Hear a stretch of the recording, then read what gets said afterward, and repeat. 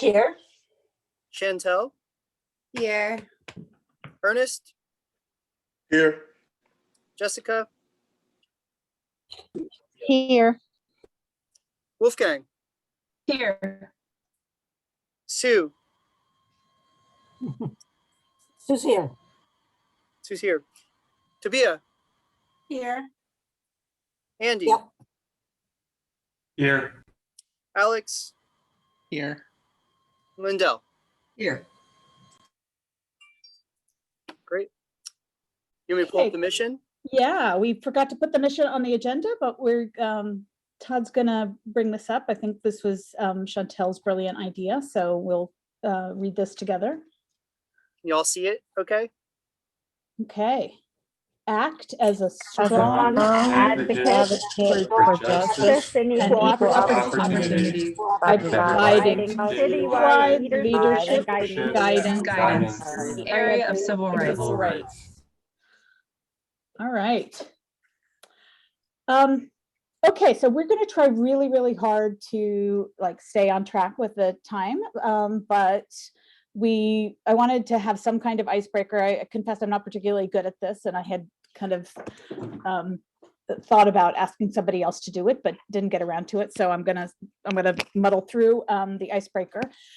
So I thought we could all go around and share just a little bit, your name, your pronouns, anything you would like to share about kind of your family and work.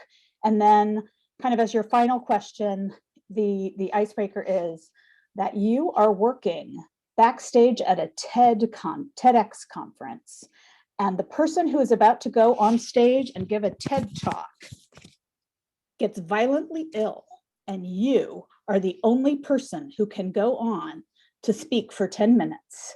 What would you speak about? You don't have much time to think about it, so come up with something, anything in the world. And I would just say that if there are any of these items that you don't want to answer, you're not comfortable with, just skip it. That's all, that's fine. So I will start. We're going to try to keep, hoping each person talks no more than 2 minutes. I'm actually going to just set a timer for myself. I won't do that for other people, but just to make sure that I don't ramble on as I tend to do. So as you know, my name is Mary Bauer. My pronouns are she, her, hers. I work at a national civil rights organization called Muslim Advocates, and I'm the legal director there. I live here in Charlottesville with a spouse, 2 teenage kids, and a bit of a menagerie of pets. And my TED Talk is going to be about white parents adopting African-American children, which is kind of the situation in my own home. And I would talk a little bit about kind of the challenges of that and the grief and loss that my own kids experienced. And I'm going to try to weave in a couple humorous stories to lighten it. And I lived for 10 years. My family lived for 10 years in Montgomery, Alabama, where there weren't a whole lot of families that looked like ours. So there were lots of assumptions as when we went out in public that my kids were not my kids. And the most interesting story, I think, involved a time when my kids were 5 and 7, and we just came back from Taekwondo class, and I rolled through a stop sign, legitimately got pulled over by a police officer, and the police officer came up to the car, and the first thing out of his mouth was, "Why is there a little black boy hogtied in your back seat?" And I turned around, and my son had taken his Taekwondo belt and wrapped it around his hands and then wrapped it around his feet. And he really looked like he had been tied up. And so, that will be part of my TED Talk to sort of get through the more painful parts of that. And look at that, I'm under 2 minutes. So I am going to pass it on. I'm not sure how we do this kind of, Todd, do you want to just go through in the roll call order and call people? Sure. Yeah. Then you may be able to anticipate and work on your story. That means you're up, Catherine. Can I let someone else go first? Because I was not prepared to be up right this second. Sure thing. Yeah. That would be Jeanette, if Jeanette's ready. Hey everyone, I'm going to be able to do my video in just a minute, so I apologize for that. But I'm Jeanette Abby Nader. I grew up in Western Pennsylvania in an Arab American immigrant family. I am director at Cultivate Charlottesville. And if I had a TED Talk to do, I would find someone else to do it because I believe in the brilliance of each individual person. And I would want to get out of it. Great answer.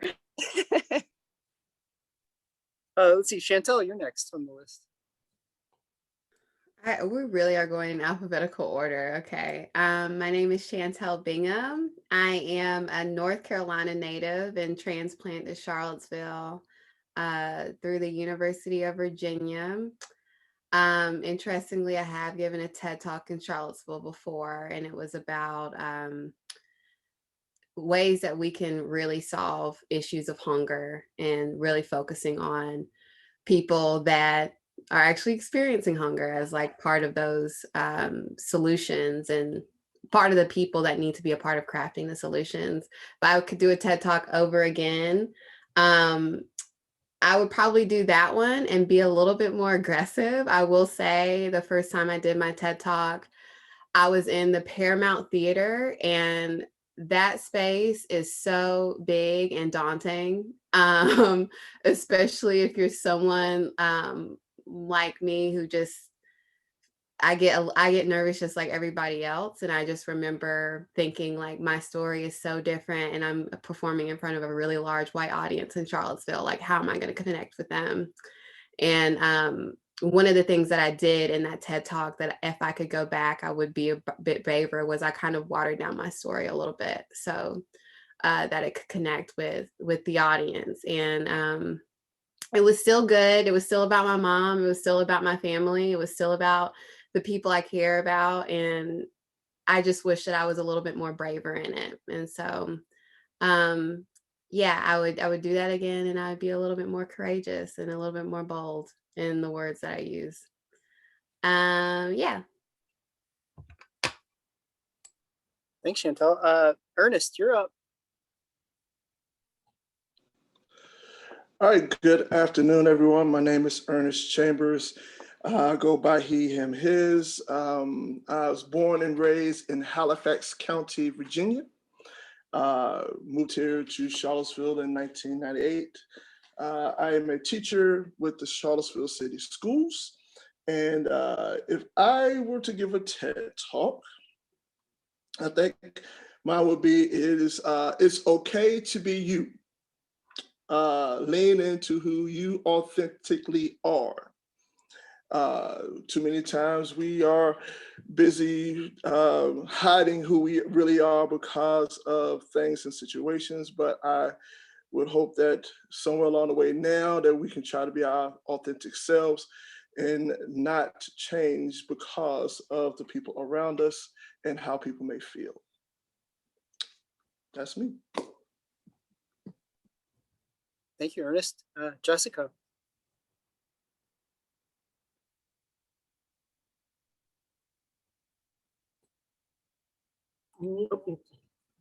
Maybe I was muted when I said that. Thanks, Ernest. And Jessica, you're up next. Okay, hi, Jessica. My pronouns are she and her, hers. I have two little minions. I call them my minions. They're young children at Jacksonville. I moved here from Baltimore, Maryland. If I had to get a TED Talk, the first thing that comes to mind is I would talk about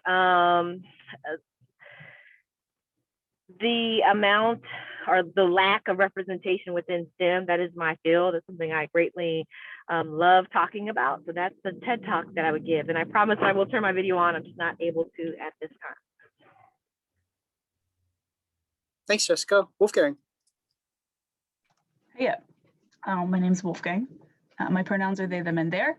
I am from the east part of Pennsylvania, which maybe Jeanette will empathize with me that the western and eastern parts of Pennsylvania are always sort of like, kind of hate on each other a little bit.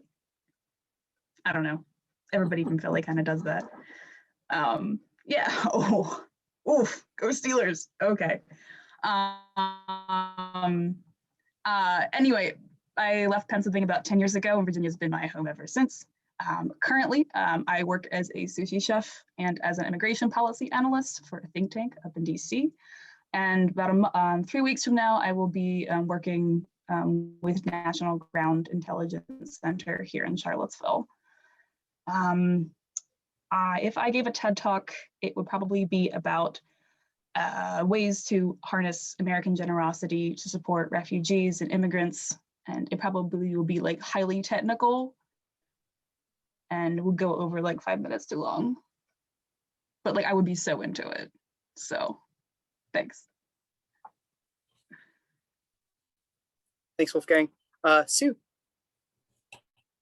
Hi, I'm Sue Lewis. I'm a native of the Finger Lakes of New York. I have lived in the South, basically Virginia and Arkansas, for more than half of my life, probably 3/4 of my life by now. I still think I'm a Yankee. I'm sorry. I've lived here actually since '62 and moved to Arkansas in '67, came back in '76. So I've been here since '76. Anyway, I'm trying to think if my TED Talk would be something like culture shock, moving from the north to the south. Because I moved here in '62 and most of you were not alive then, but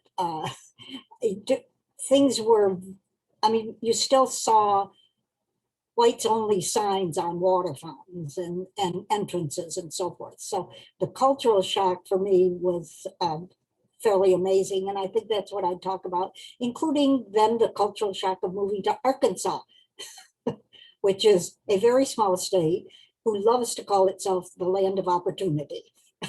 And I have always said that, yes, there are so few people, you're not competing with hardly anybody if you want to get ahead. Anyway, that's what my TED Talk might be about. Thank you, Sue. Tabitha? Hi, I'm Tabitha Munt, and I'm originally from Houston, Texas. I moved up this way when I went to Howard University for architecture, graduated in 2000. I run an arts and crafts bar in Charlottesville called The Hive. And I have 2 kids who are 9 and 11. And I think my TED Talk would be about finding your creative passion, or something about not being afraid to change careers. Because I went from being an architect to a full-time artist to opening an art bar. I think that's it. Thanks, Tabitha. Andy. I'm Andy Orban. My pronouns are he and him. So I was born in Budapest, Hungary. My family came over in the early 80s to the DC area. That's where I grew up. I met my wife in Charlottesville in high school when my mom was here for a UVA study. So that's sort of what kept me in Charlottesville. Is that after I finished college, finished my architecture degree, we married and moved, stayed here in Charlottesville. She stayed in Charlottesville. She grew up here. I have 3 kids, 9, 11, and 13 in the city schools, doing virtual school, and it's much appreciation for the teachers and administration. It's a lot. And let's see. I'm an architect, and I started working on my own after the explosion of the Great Recession in 2009.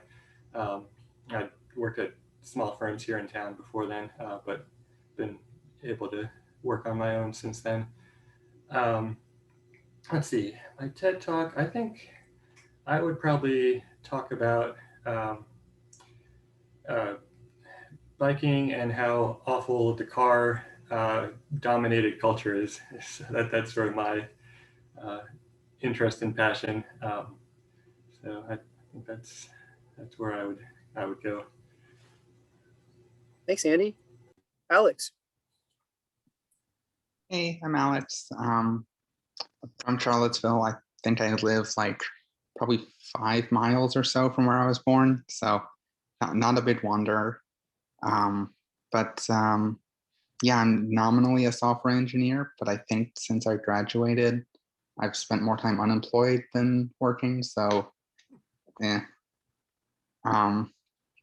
Yeah, if I had to give a TED talk, it would probably not be about anything super serious because I would get all I would get all worried about like if I was messing things up. So I would just talk about rockets because I have something a lot of people don't realize about me is I have a bit of a history as a rocket designer, builder. So yeah, that's probably what I'd talk about. Thanks, Alex. Lindell. Hi, I'm Lindell von Schill.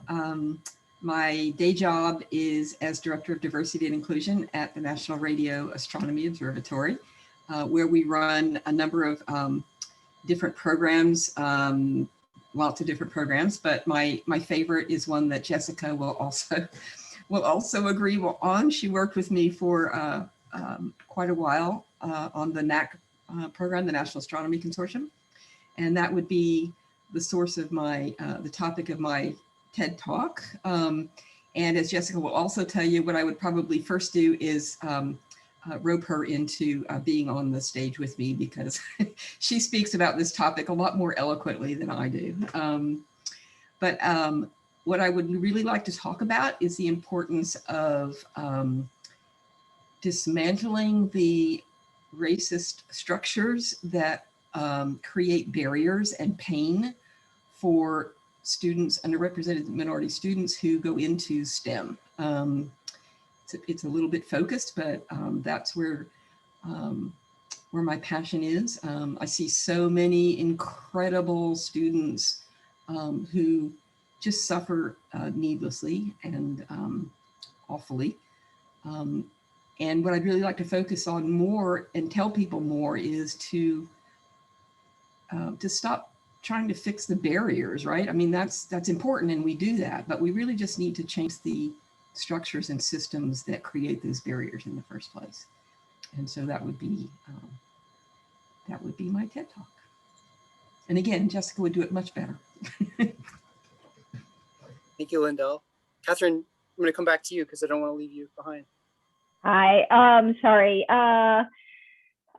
Moving slow this morning. I am Catherine Lawn, she, her. I am a nurse. I am on faculty at the School of Nursing where I direct the PhD program. I work clinically as a forensic nurse and I do research on issues related to gender violence. And I think I would probably find someone else to do the TED Talk because really no one needs to hear me say anything. I get a lot of space to say a lot of things, so I would decline. So I'm going to ask Todd to participate because we all want to hear from Todd. Kind of like Catherine, I say too much already, but my name's Todd. I use he, him pronouns from Missouri originally. Ended up in Charlottesville because my wife, who I met in the Peace Corps in Bolivia, moved here for law school and she stayed and so did I. So here we are. Golly, if I had to do a TED Talk, I would hope that somebody in the audience would be more prepared than I would be to do that. But I suppose if I had to, and maybe this is apropos, I would speak about the value of being in uncomfortable situations and what we learn from putting ourselves in uncomfortable situations when we are comfortable most of the time. So that's what I would do. So we hit everybody, right? Like before I move on. So thank you all for sharing. I know you all probably, many of you know each other more than I do since I'm a recent arrival, but I just to get a glimpse into people's lives is really nice. And someday we're going to get together in person and we're going to drink coffee and it's going to be amazing. So the next thing on our agenda is the future of the human rights protections. And Todd has done some really fabulous work kind of summarizing that for all of us. He and I participated in a meeting with the EEOC this week. This week to learn about what a PIPA agreement would require of us. So I think, Todd, I'll turn it over to you to kind of present your summary of what would be involved there. Thanks, Mary. Yeah, and so not to take a whole lot of time, if you had a chance to look at the agenda packet, you will see that chart. I'm very fond of charts and things like that. So I've included yet another one for you to consider. Maybe just a show of hands, that might be helpful just to understand, has everybody had a chance to at least look at that chart? If you have, just hands up so I can know how much to go through this. Great. So I think I can save a lot of time because I don't want to screen share it and have to go over it unless you really want me to. But I think the point here would be, this is a time for the commission to consider what do you want to do with the information that we have so far about what's entailed in entering into a FIPA or FAP agreement. There's different requirements, different timeframes for each one of those, different benefits, different challenges. Likewise, we have a pretty interesting new ordinance to work with, and we have some new state law, right? We're not even sure exactly, and we're coming out of a pandemic. So the outreach around the new ordinance, as well as the state law and the protections it affords us here locally, we haven't really had a chance to get that out to the public yet, only just a very little bit. So there's a lot of unknown coming up for us. And so in that cloud of uncertainty and sort of opportunity, I just wanted to present you all with that chart so you could think about what do you want to do for next steps, because I'm happy to pursue the next steps with Mary and Catherine if you want to, but that's where I would leave it. I think that's all. The only other thing I'll mention that's not on the chart, and Allison is aware of this, and Mary and Catherine are aware of this as well, is that we had a conversation with the Division of Human Rights in the Attorney General's office, which also has new expanded authority under the Values Act changes to state law. So that's another thing that's sort of on the periphery, kind of waiting to hear back from our contact there at the Attorney General's office. But there's another Workshare kind of possibility there as well. So we have a lot of things at play, local, state, and federal, and trying to figure out what's the best path forward. So I'll just leave it at that. And you can, maybe I'll open it up if you have questions about anything on the chart and for discussion for next steps. Todd, I wonder, I love your chart, by the way. I think it's fabulous and it does a really good job summarizing it, but I wonder if we could answer the question, like, how would this actually help like human beings, right? These are kind of like benefits to the city, right? But how would this help, victims of discrimination in the city? What would be the benefits to them? I think based on what I heard from both EEOC and HUD, and correct me if you heard something different here, but one of the advantages obviously is that when you have authorization or authority under federal law to do things, people can do a dual filing in one spot. So by which I mean they can file a complaint of discrimination in the Office of Human Rights that applies both federally and under state and local law. So and the other piece of that is that then we have direct communication with the EEOC and HUD when we file a complaint of housing or employment discrimination. So, and that's the key here, is that these agreements only apply to those two protected activities, nothing else. So that was one of the things that I heard from both EEOC and HUD, was that dual filing piece. And I don't know a lot about that, but that was a thing that emerged. The other piece, I guess, in terms of, it's not really a benefit for local residents, other than maybe it helps the office expand and do more work, is that there's some reimbursement for cases. But again, that I don't think that's really a motivator to do it, to be honest, because it's sort of icing on the cake.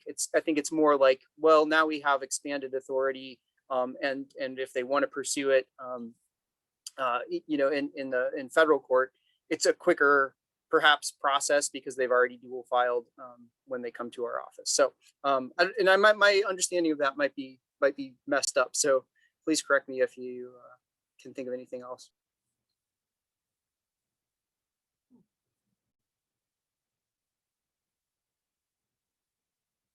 Wolfgang?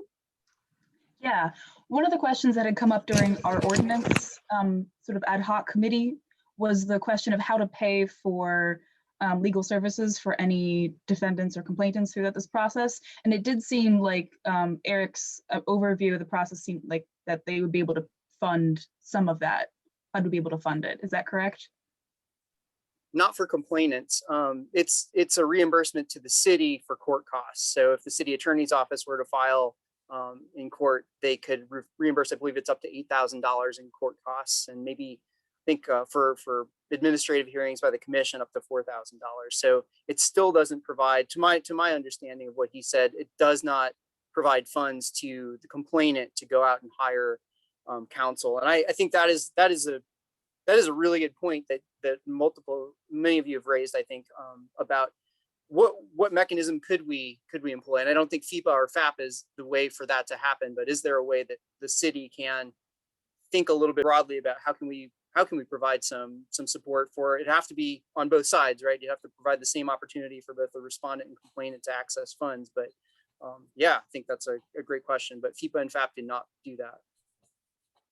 Todd, is that last point because it's a legal requirement to provide?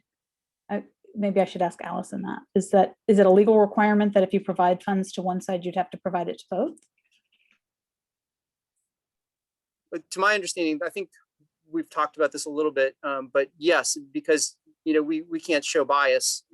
But yeah, Allison, take it away. Yeah, my point when we had that discussion was that you're actually the government agency in this particular setting, and so providing a fund that provided access to funding, I don't think if you're trying to be the neutral, independent body that's either advocating or adjudicating human rights complaints, that you are in a position to only provide access to funds and resources to one side. So that's really the issue. And you know, again, there's probably a lot of different ways to do that. I mean, it could just be a fund that the Human Rights Commission creates and people could apply for access to that fund for representation. Yeah, I mean, there's just creative thinking on this would be great. I might add to, you know, this is aside from the funding for counsel for either side. One of the other benefits, as I kind of go through the chart again, you know, EEO training for employment discrimination cases is pretty widely available. The EEOC has a training institute that anybody can sign up for training. The fair housing training, they recently started the fair housing, I think it's the Fair Housing Institute or something like that, recently kind of got rolling again, and they're offering like investigator training, intake training, counseling, all sorts of cool stuff. And it's inaccessible to anybody who's not a staff person in a FAP. I tried to apply and they're like, ha, yeah, nice try. And I tried to talk them into it and they wouldn't let me. So that is one thing that makes me, if I had to weigh in on this, that the FAP piece is more interesting to me. One, I think it provides much more support from HUD in terms of starting up and kind of guidance, and you know, we'd have to do a lot to the ordinance to get there, and some of which may be very beneficial for people filing with the office as well. But I see there's advantages to getting in FAP, whereas FIPA is more like there's not much in the way of support from EEOC. It's just you kind of meet their criteria and then they reimburse you a little bit. That's my take on it. I mean, I would add that provided that you can build up the Human Rights Commission, local filing is always easier for complainants than having to go to Richmond or having to, you know, handle issues an hour away. I mean, it's sort of just a general common sense type of thing. It's nice to be able to have support and resources in your own community. I will say that as a lawyer who's handled employment discrimination cases, it is often difficult to get somebody on the phone in the EEOC office, right? They're seeing cases from a wide sort of swath of counties, and I think it would be a real benefit to be able to walk into the office and talk to Todd or our soon-to-be director. Are there other questions? I thought we would sort of put the question of whether we want to move forward with these in the second half of the meeting when we talk about kind of goals. But do we have other questions for Todd? One question is about how our local ordinance would get rewritten. Is there a lot of guidance in the documents and stuff, or is there something that, like, we need a ad hoc committee and, like, there's a lot of stuff to go through? Like, how easy is it, basically? Or how many resources are there to transfer that kind of ordinance language that we need to get this going? That's a great question. Yeah, having looked at the federal statutes that Eric Steinecker provided us, he really gave us a great starting point to work with.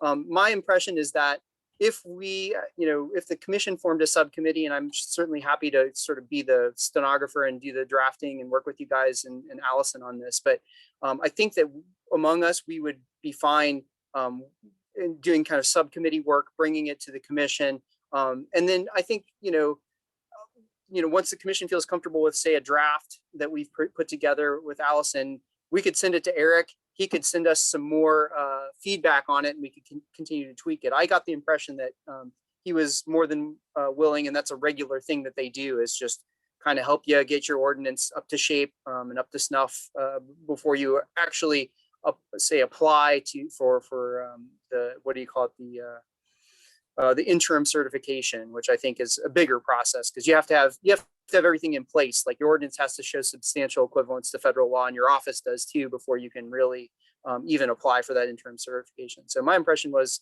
he said it could take up to 1.5 years to get there. And obviously we'd have to get it through council before we can even apply for interim certification. So it took us 6-7 months to get the Values Act changes and some of the other small changes we tried to do. So if that gives you any sense, I'm sure that there would be a lot of back and forth, because there's some significant changes, and some of it we'd really have to think about how we make it work. So I think it's possible, though. So I think this takes us, oh, I'm sorry, Wolfgang, go ahead. Yeah, it's probably a quick question at this point. So I kind of wanted to ask about timeline. Basically, if we decided to move forward with this, was something we could start right away, or does it have something we have to delay farther down the road for once a manager director is hired?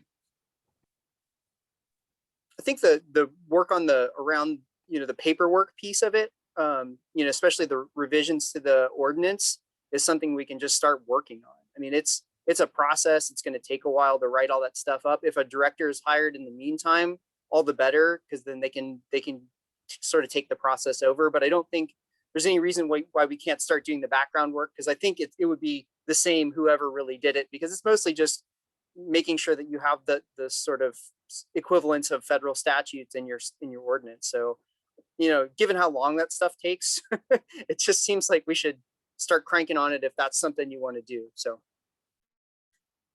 Yeah, I mean, just your summary says, both of them would take more than 1 year. I will say, I think it would be very hard to do either of those things if we didn't actually have a director, in place. But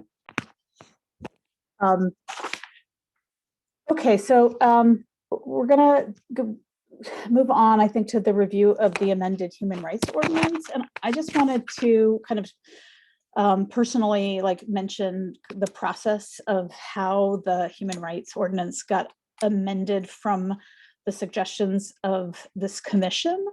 It was I mean, I don't even know what to say about it. It was kind of inexplicable to me why literally the Sunday before a meeting, we were getting drafts with, some, maybe they weren't hugely significant, but they were changes that the commission, like as a matter of law, couldn't get together and take action on because we can't act between meetings.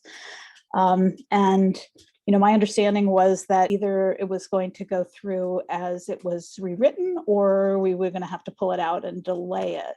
And so, my own comments to the city council were that it should get passed because Todd said there were, complainants whose cases could not move forward without those changes. But I found the process, I think Jessica used the word unsettling. And I think that's a good word. I don't understand why there was the sense of urgency about those changes. I had said to city councilors that we would likely be back with some other suggested changes, and those things wait. But obviously they moved forward. So Todd was going to kind of bring up the changes. You're going to share your screen and kind of walk us through what those changes were, so we understand that, but also kind of open the floor if anyone kind of wants to share their thoughts about it. Why don't we go through first, and let Todd summarize it, and then if people have comments, we can hear those. Yeah, what I'll do, if this is helpful, you all have the updated certified ordinance from the clerk in the packet. What I'll do, I went ahead and highlighted in yellow the things that that were newly added, that maybe some of us didn't see before the council meeting, or maybe since. So let me try to share that highlighted version of this. Always trying to make sure I do this properly and don't show you something else on my screen.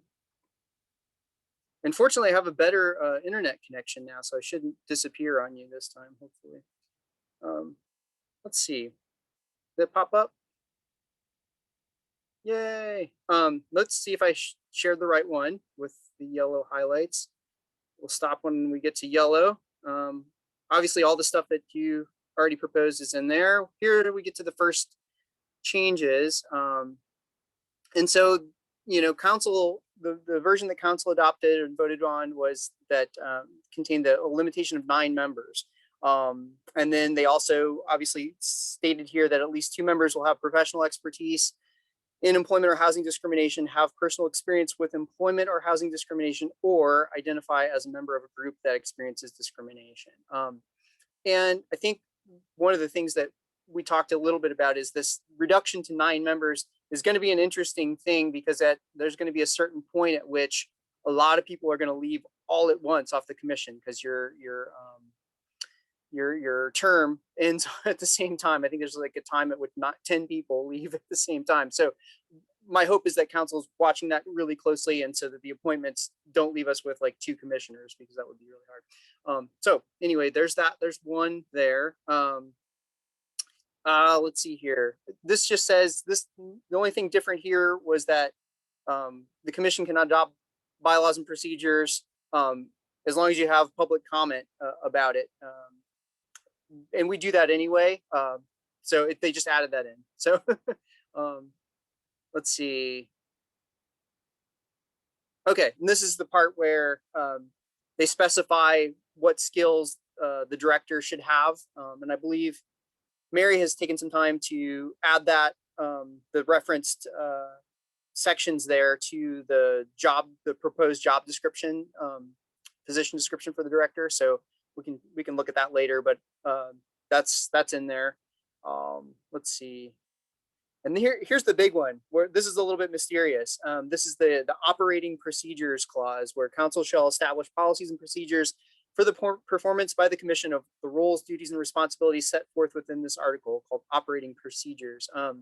And I've heard a little bit from Sina. I think she may be willing to help us with that. I think she may be in the audience today. So if you're there, Sina, and listening, we're going to need help, because this is a new one for us, because we do have our rules and rules and procedures, and we have the ordinance, but this is a new one. So Todd, if I could just jump in on that. I think I had heard from Lloyd Snook that it was his understanding that provision was that they wanted to adopt sort of a general set of rules that would apply to all commissions and that it wouldn't be specific to the Human Rights Commission. Now, of course, I mean, that's one city councilor, but that was something that I heard him say. I heard this also emerged from, I guess, the Civilian Police Review Board. I think they're also doing something similar. I don't know if all boards and commissions are. That seems like, okay, that makes a lot of sense. Probably necessary, but yeah, I guess we'll see. But I'm hoping for some serious guidance and information from council as to what they want that to be like. Here, the next spot is we're no longer just doing an annual report, but we'll also be doing quarterly reports. I think the specificity of that will be in the operating procedures, I hope. But you know, in informal talks with counselors, what it sounds like is the quarterly reports don't need to be much more than like a one-page summary of like, here's what we've been up to, here are some of the stats from the office, and so forth. So anyway, I don't know exactly what the parameters are of that. You know, as it applies to right now, I'm gonna go ahead and start preparing for the annual report that we have until we have a little bit more guidance around what we want to put in the quarterly reports. But we'll keep doing it, and the data is certainly being collected. So, and if I could just interrupt, to me, this is part of what is kind of ludicrous about having rushed these things through. We're currently in a situation where we can only have one meeting a month. So every 3 meetings, we have to issue a report. And anyway, I mean, there's nothing to be done about it, but it is nonsensical, in my opinion. Yeah, it certainly want to see how that's going to play out for sure. So I guess last piece here is that it's now in the ordinance that the commission will seek workshare agreements with the EEOC and HUD to conduct investigations of employment and housing discrimination on their behalf, and to enter into such agreements subject to approval of city council upon a finding that the agreements would be in the best interest of the city, which I think is an important end piece to that clause, because it, as we're discussing right now, it could be a potential lot of work to get this off the ground. Hiring is going to be prerequisite for probably handling the workload. So I like the idea that this is contingent upon it being in the best interest of the city. And it sounds like council will be the decider on that. So in the end, you know, you all have to decide when you're ready to pursue it, but it sounds like council will also weigh in as to whether it's a good idea. So I do have a question about that yeah, one. Please. Because from what I remember, I forgot his name, but who came to speak with us from HUD and what was in his revisions, I do remember that workshare agreements kind of make it incompatible. Like we can't delegate our work to another entity, or like not work. Well, so this would be the agreement with HUD. With this, we're defining the FAP as a workshare agreement. What Eric had said, and Eric Steinecker is the person from the attorney from HUD who came down to talk to us, or came through Zoom to talk to us. He said that we cannot contract out services like investigation and other things like that. That has to all be done in-house. So, and I think even litigation services can't be contracted out, as I recall. So it has to be done by the city itself, the agency. So I think that's what he was saying. So this is just referring to the fact that the commission would pursue an agreement with a FAP agreement and a FIPA agreement if it's in the best interest of the city. Does that make sense? Yeah, it does. I think I was just getting tripped up on the language of conducting investigations for discrimination on their behalf. So it made it like we weren't doing it, but that makes sense. And then to Catherine's point earlier about the one you just came from, and my mind is slipping away. It's slipping away already. The reports? The quarterly reports? Yeah, the quarterly reports. I think it's fine if council wants to have more reports, just to say that staff is needed, because it sounds like, I know that you carry you carry that weight producing those reports on an annual basis, and there's only one of you right now. And so they're wanting increased reporting, and there's no additional staff. It just doesn't really sit very well I don't think that's fair for council to go ahead and update an ordinance and not even think about staffing the Office of Human Rights. It occurred to me that our report could be, we continue to not have a director, and that's really a problem. And we are not permitted to meet, as often as we feel necessary. And we'd like to report on that. Sure, yeah. In the current state of events, we still don't have a director and we can't meet. So there you go. I like that report. I'm gonna scroll down. I think that might actually be the last. Oh, Will, here we go. So in this spot, they changed. I think it used to say may conduct, or the commission may conduct or engage in educational and informational programs. Now it says will conduct or engage in educational and informational programs. So so basically you're now told to do outreach and stuff. So and then there is more. I forgot. There's this down here. Here's the research project one. So let me I gotta scoot the gallery around so I can read it. On and after July 1st, 2021, the commission will conduct at least one such research project or review every 2 years. The commission will report the status of its ongoing projects or reviews to City Council within its quarterly and annual reports. And by one such, it's talking about things that lead to, or that are about studies of literature or collaboration with other organizations to do research, that kind of stuff. So that piece of the ordinance didn't change, but now you're now mandated to conduct at least one such research project or review every 2 years. So I think that might be the last yellow bit there. I don't think there was any changes to our investigation procedures and that kind of stuff. So I'll stop sharing the screen unless you want me to go back to anything. Yeah, so is it okay that I jump in? Yeah, absolutely. So yeah, it was my words that I said this was unsettling. We didn't talk about this, but section 2.432, we as a commission agreed to 15 commissioners on our board, and then it got down to 9, and then there was specification of including 2 like specific people that they were wanting with particular expertise that we as a commission didn't talk about. Like we've talked about, but we didn't submit.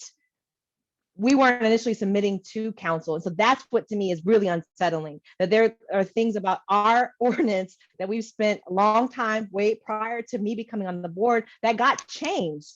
And we had no say about it. Like that is bothersome. Like what is the point of all the hard work that the commission has done even prior to me coming when it can be changed so suddenly? Like I have an issue with that. I have an issue with a lot of the things that got changed that we had no say that got pushed through. That is a problem to me.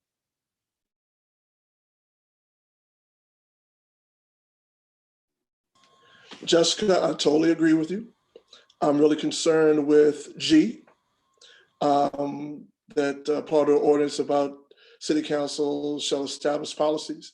I saw, I think Councilman McGill said something about this being part of the review board.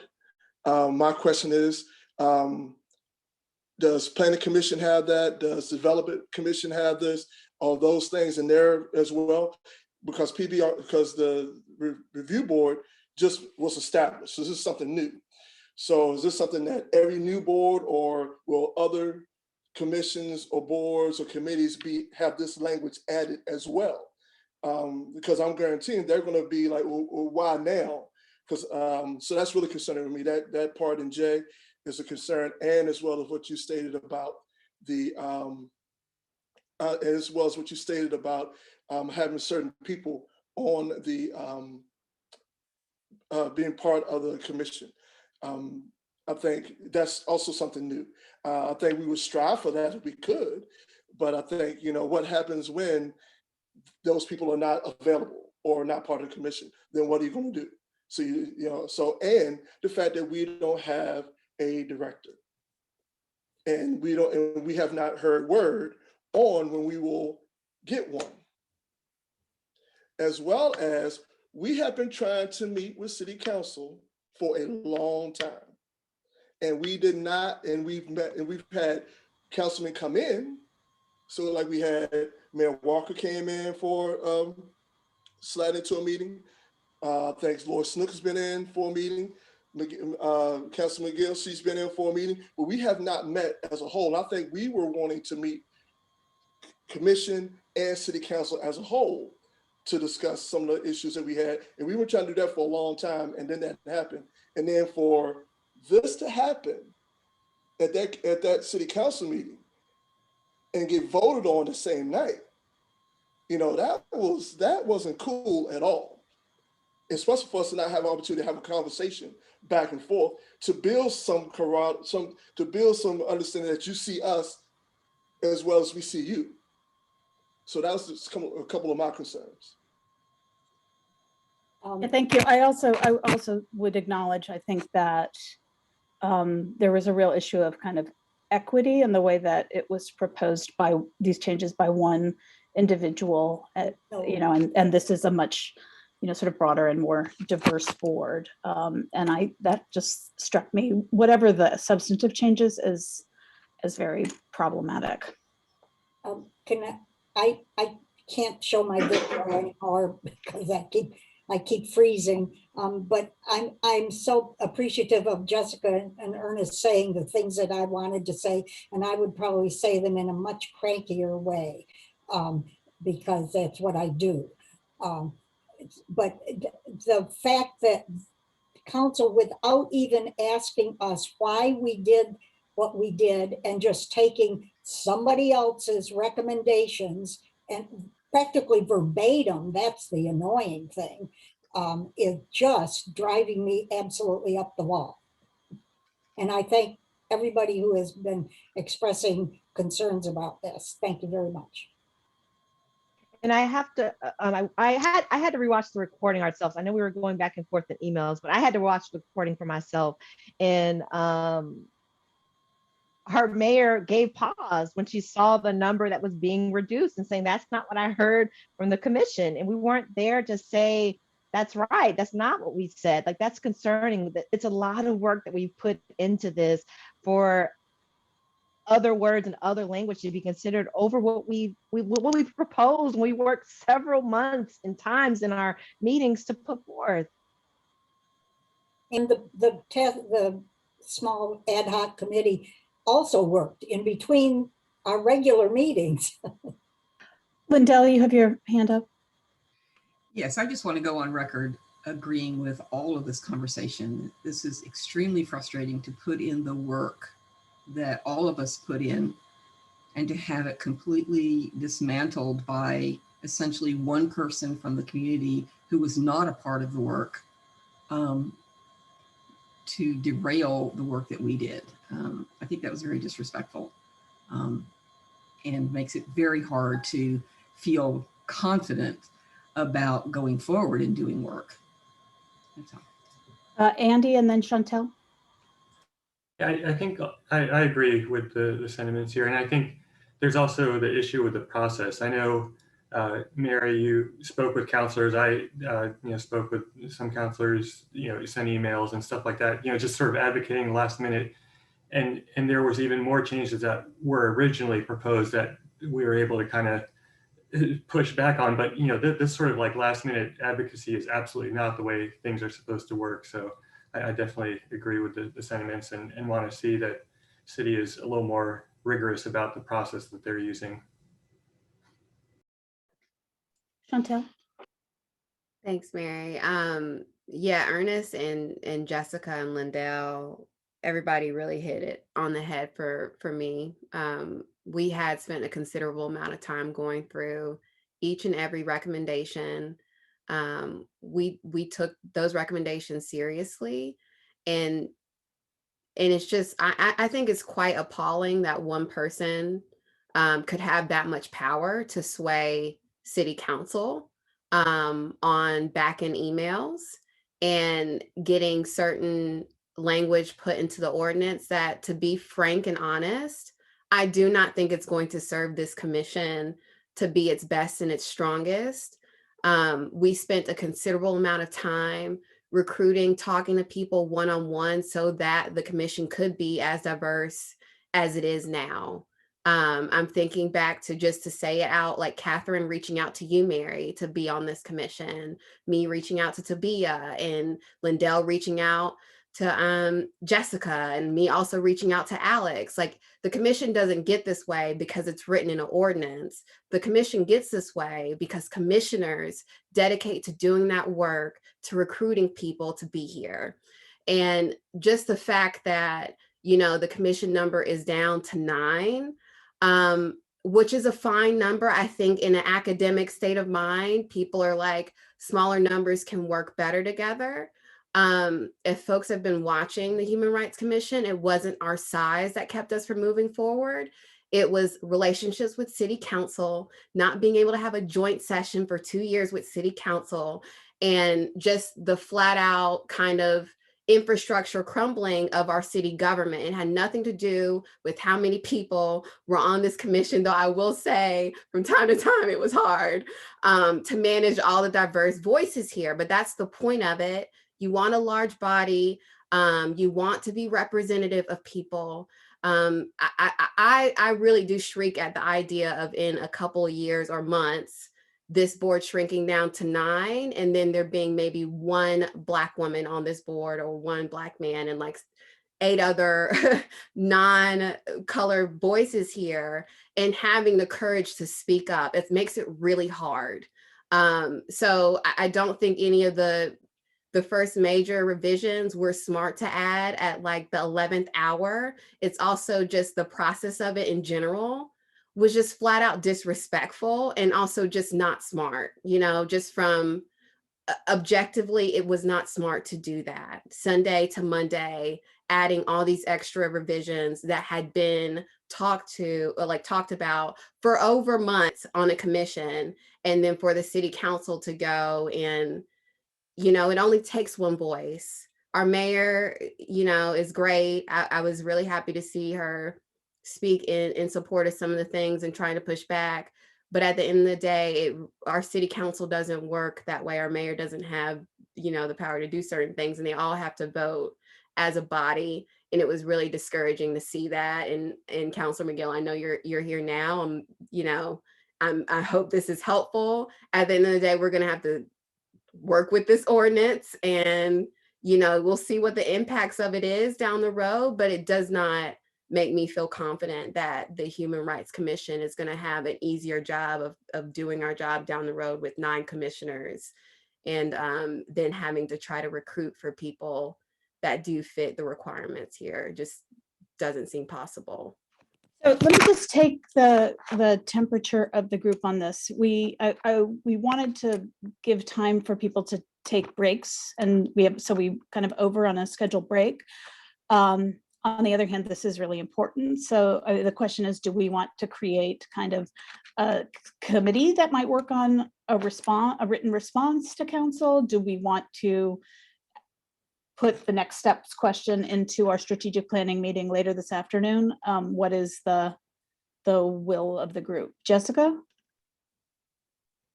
Yeah, Jeanette had her hand raised way longer than I, but I just have a question of, can we propose back to city council to consider what we initially put in draft before them? Is that a real scenario, or do we have to go with what they changed as is? That's the question I have. That was my suggestion as well, that I think we should just go back to them and ask them to make it right. And that was where I was coming from. Is there a time frame that we can go back to council with our re-suggested changes to the ordinance that we originally proposed? I'm just fascinated with this process.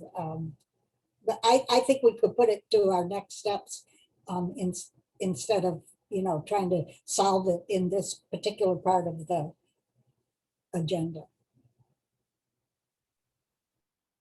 I think sort of adding this to our list of our kind of strategic planning session and how we want to respond makes sense. I would like to give people the opportunity for at least a 5-minute break if folks are so inclined, just because we've got a 4-hour meeting. Is that all right? What time are we at? We're at 2:01. Can we really keep it to 5 minutes? Is that doable? Okay, folks, we'll reconvene at 2:06. Thank you all.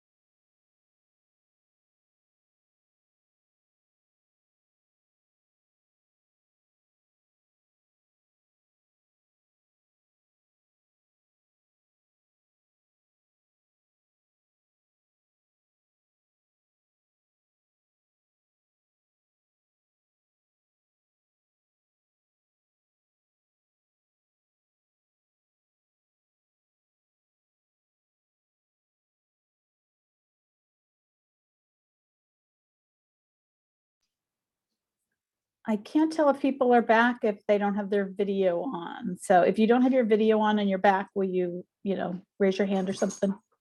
Okay, looks like most of us are back.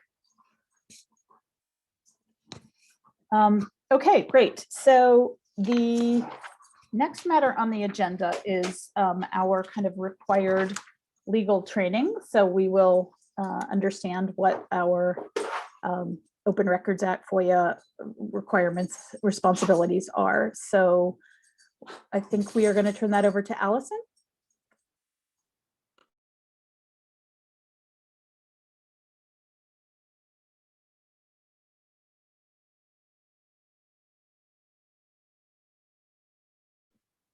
Allison, are you here with us?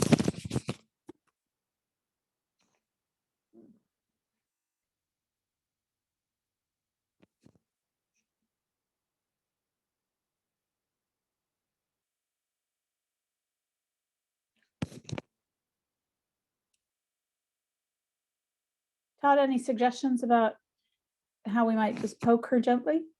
Oh, there you are. Okay, great. All right, Allison, we are up to your part where you're gonna tell us what the law requires us to do. Thank you.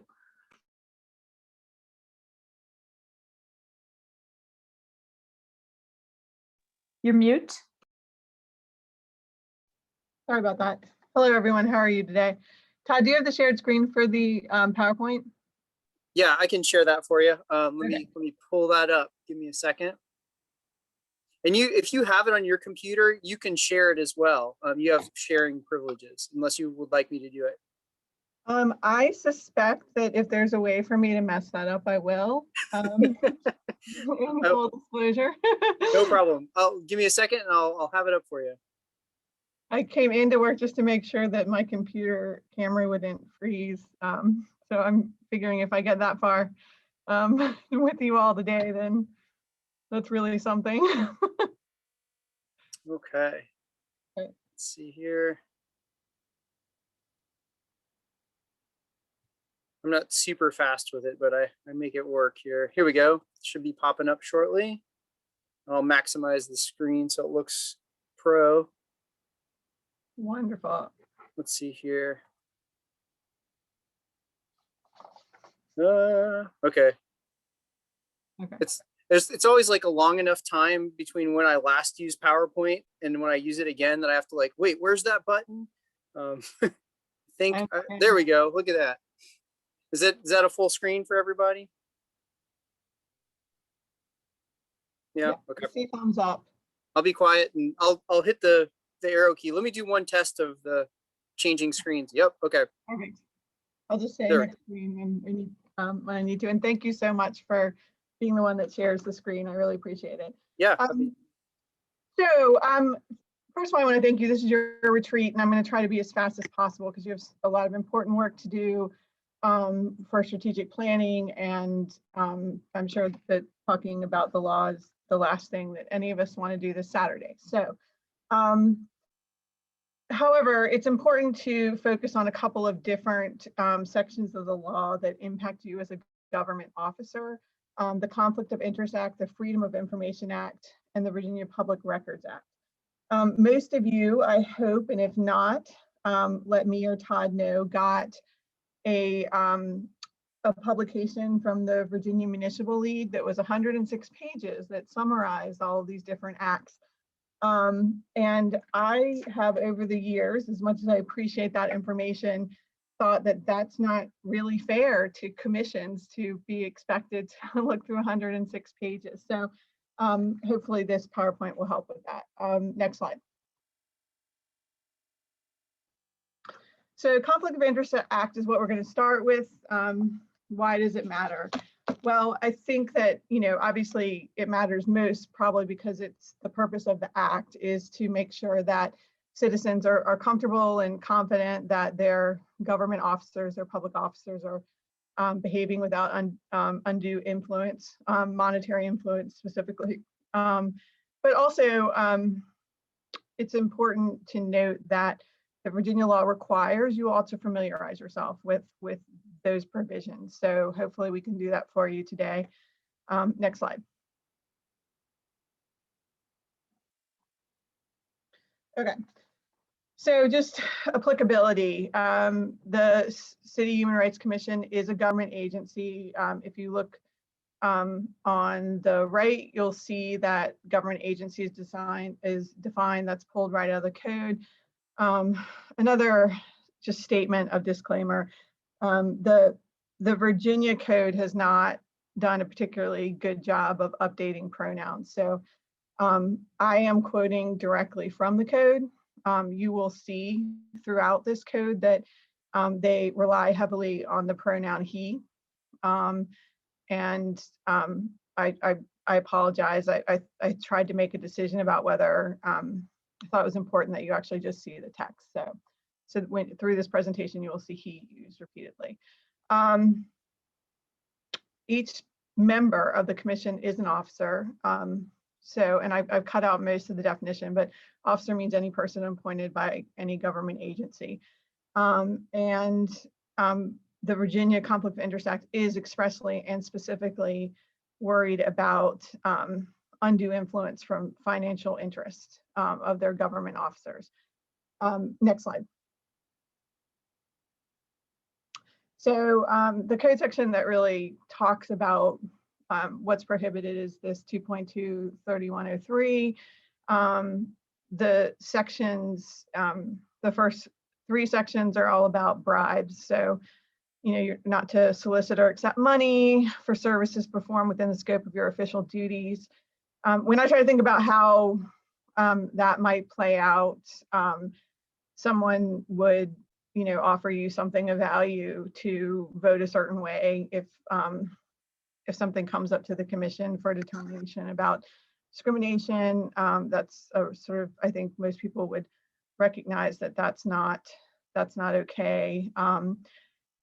Use of confidential information for your own economic benefit. This happens a lot, I think, with planning commissions, but it's also a prohibition if you, by virtue of your role on the commission, end up having confidential information about a local business or other things like that.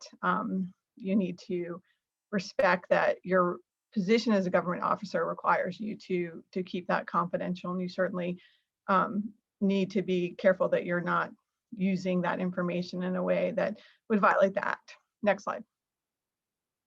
Lots more, except any money, if that money would be to influence your performance or duties. The example we talked about someone offering a bribe of some sort, accept any business or professional opportunity because this business was hoping that you would perform or vote or craft a policy that is beneficial to them, accept an honor area related to your performance or your official duties. I think this is an interesting one. I actually get a lot of questions about this from different people. So I'll use an example that isn't directly related to the Human Rights Commission, but the key there is it related to the performance of your official duties? Certainly, if you're going to speak at a conference and it's not related to your specific duties, there's no problem with that. I've had questions from our procurement office. They, at least for a long time, are really nationally recognized for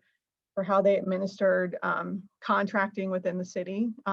Not a sexy topic, but they did a great job, and they sometimes were asked to speak nationally about how they administered that program. That's not related to their official duties. That's just sharing general information. I guess I would emphasize that the city attorney's office is absolutely there to help every government officer, all of you, to answer questions and help you sort out if there's a chance that you might be running afoul of the Government Conflicts of Interest Act. Quite frankly, we do it all the time. We do it for employees, we do it for commissions. So, you know, please feel free to reach out to me if you have questions. Accept gifts from someone who has an issue before the commission. Next slide. Another one I think that maybe is partly here because of, for some of you who've been in Virginia for a while, one of our former governors got in a lot of trouble for his behavior, constantly accepting gifts, and they weren't actually small gifts, but if you're frequently accepting gifts, even small gifts from particular people, you need to at least ask whether it raised the appearance of some kind of conflict. And the last one, use a public position to retaliate or threaten to retaliate. That's would hope that would be something that most people know is wrong, but they codify it in the Conflicts of Interest Act. Next slide. This is a definition of gift. It's taken directly from the Virginia Code. When you're thinking about accepting special benefits, I think it's helpful to look back at this section. One of the things that has come up before the Human Rights Commission is that y'all, in a post-COVID world, when we're back to normal, and certainly before that, you were offered tickets to all sorts of things. But the commission was offered those tickets. And I think that you using those tickets individually as generally a member of the commission is very different than an individual accepting tickets or other kinds of things of value. So I had that question asked once of me, and I wanted to emphasize that when someone calls and wants to offer, tickets or invite members of the Human Rights Commission to participate in a diversity event, I don't think that violates the Conflict of Interest Act. I think that it's when an individual is taking special benefits that would have a value, monetary or otherwise, and using it for their own purposes because they are on the Human Rights Commission or because there's a matter before the Human Rights Commission that someone's trying to influence them to vote a certain way. Next slide. So the threshold amount for a personal interest, the Conflict of Interest Act focuses on this concept of a personal interest, and it has lots of definitions. They're in blue for you, so hopefully they'd be easy for you to pick out. But basically, the bottom line is that $5,000 in value triggers a personal interest, and interestingly, I think to Virginia's credit, really, this is actually, they reduced the amount from 10,000. So I think there's a real commitment to looking at these issues and requiring that government officers are behaving without temptations from donations or other types of gifts. So the important part to remember is that it's a personal interest if it rises to the amount of $5,000. The code looks at things in basically two ways. Do you have a personal interest in a transaction or a personal interest in a contract? I've not had a lot of experience over the years with Human Rights Commission members having questions about a personal interest in a contract. But that's not to say it won't happen. So I'm going to focus more again on this idea of personal interest in a transaction, that if it matters being considered by the commission or by a committee on the commission, where official action is likely to be taken, when you start receiving several gifts or if someone was to approach you in that way, that is when you would trigger that personal interest in a transaction. And that's really where the work is done, at least for the commission. Next slide. So already sort of talked about this. There's just some questions that you could ask yourself when you were trying to assess whether you needed to call the city attorney's office to get advice. What is your relationship with any to the individual or business that is before the commission? What individual businesses or agencies would realize a benefit or detriment from their decision on the commission? Do you have a financial professional relationship to any of the entities that are going to be doing work for the commission?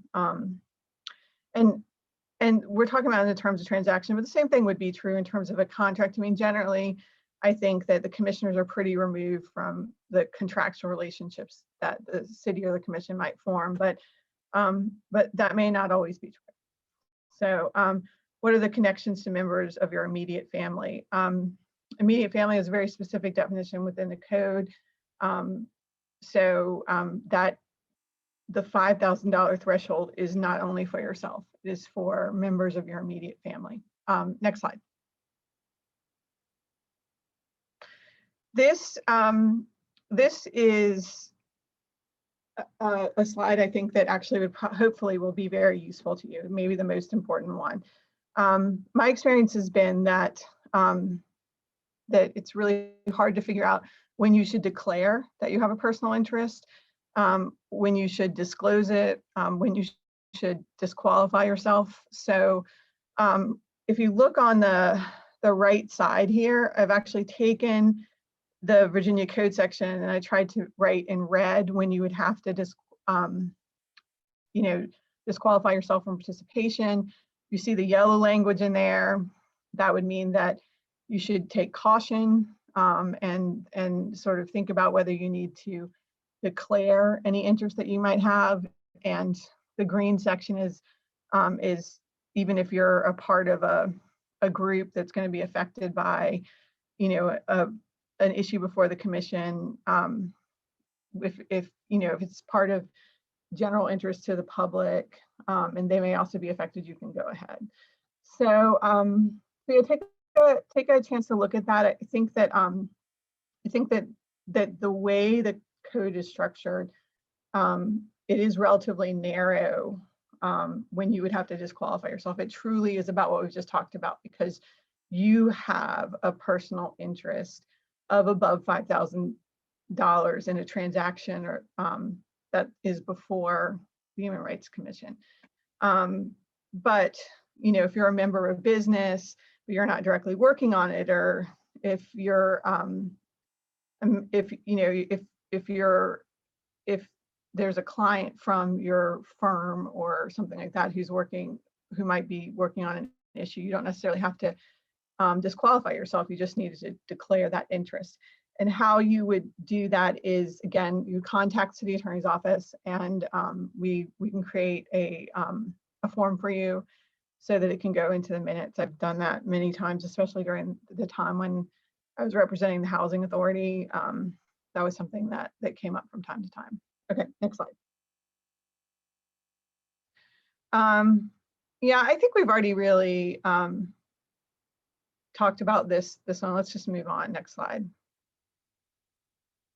Okay, so the next act that I need to make sure that you are aware of, and I'm sure you probably are, is the Freedom of Information Act. Now that you're a government officer, your records, your communications about the commission are records that would be subject to FOIA that you need to make sure you're keeping, and that if someone was to submit a FOIA request, they would be able to contact you and get access to those records.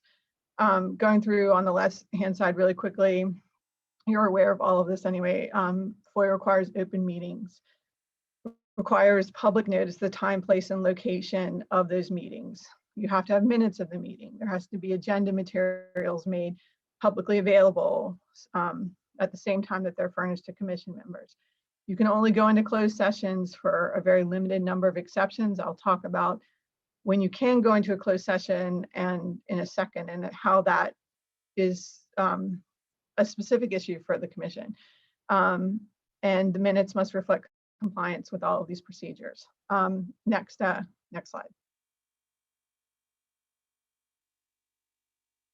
Todd, is there another slide? Next slide.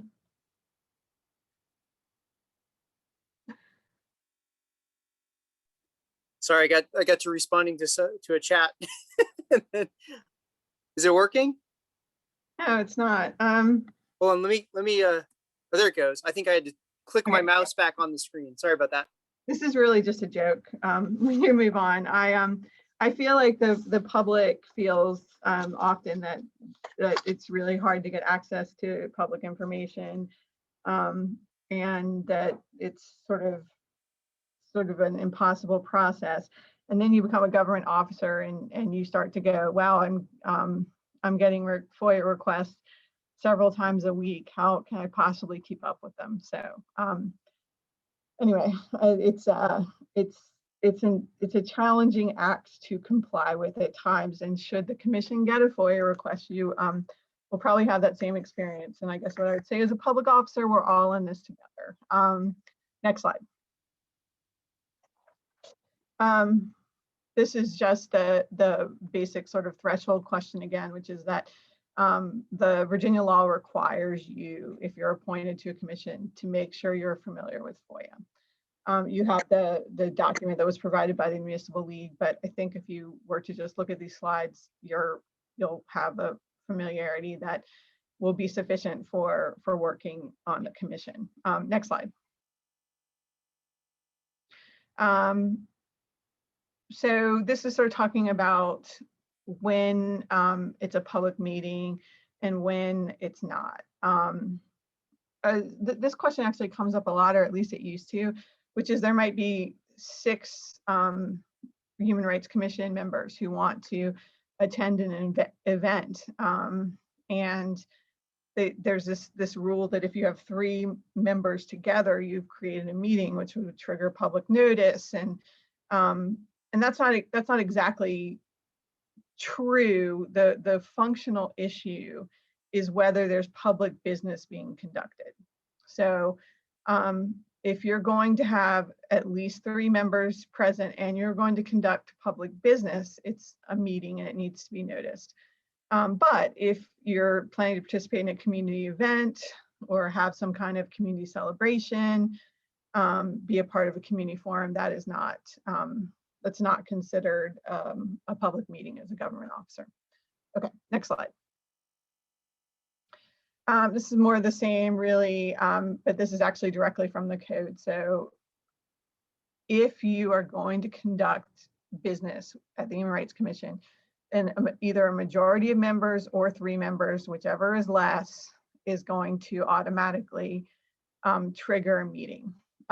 One question I think that comes up, and it's somewhat of semantics, but y'all form a lot of subcommittees, which is, I think, a very effective way to get work done. And we try to keep that down to 2 members, and we still notice them. So we're trying very hard to sort of follow all of the rules of FOIA. And I think that y'all do a great job of that, quite frankly, and that a lot of that thanks should be with Todd, because he does a great job with it. But you know, a committee meeting, even if you're doing HRC business, isn't a full commission meeting. It's just an issue of making sure that you provide notice. Okay, next slide. Okay, these are the closed meeting exceptions. I have not yet been in a situation where the Human Rights Commission has qualified to go into a closed session. So, I put this list up there because there's a sort of natural and understandable, and actually I agree with it, belief that you should be able to go into a closed session if you're going to have a commission meeting and try to adjudicate or make a decision about an act of discrimination that was brought before the commission. And that there isn't, I've asked about this, I've gone and talked to the FOIA counsel office about this. There is not a basis for the Human Rights Commission to go into a closed session. The closest thing I would imagine as you become a more vigorous and robust body is that there may be times where you need to consult with legal counsel concerning actual or probable litigation. But it's just to make you aware that FOIA's philosophy is that everything should be open and available to the public. And so there's a very strict and narrow basis for which you can go into a closed meeting. And thus far, I have not encountered a situation where the commission is authorized to do so. Next slide. So this is actually, I think, if I was to predict what is much more likely to impact you, which is record retention. The city gets a lot of requests for records. And I suspect as you ramp up more and become and you do more different types of work or you start investigations, the commission is actually going to have the experience that a lot of other boards and commissions and government officers have, which is that your emails, any sort of communications that you're sending back and forth, if they involve any business of the Human Rights Commission, they're going to be subject to FOIA phone records. I've had to sit with a city councilor before who was very worried about having, they were using their city phone to call their family, and figuring out how to, clearly all the phone records and all the phone numbers had to be disclosed, figuring out how to sort of strike that balance to protect their privacy and comply with FOIA can be very difficult. So I would ask you to think about when you're sending emails, it's called the newspaper rule. If the city was to get a FOIA request about actions of the Human Rights Commission, and even if the email is from your private account, if it's about business, we would still be asking you to comply with FOIA, and we would be releasing those records. And so it's important to keep that in mind. I think that probably my best advice is to look at the email you're sending that is about Human Rights Commission business and think, the newspaper, would I care if any of this was published in the newspaper?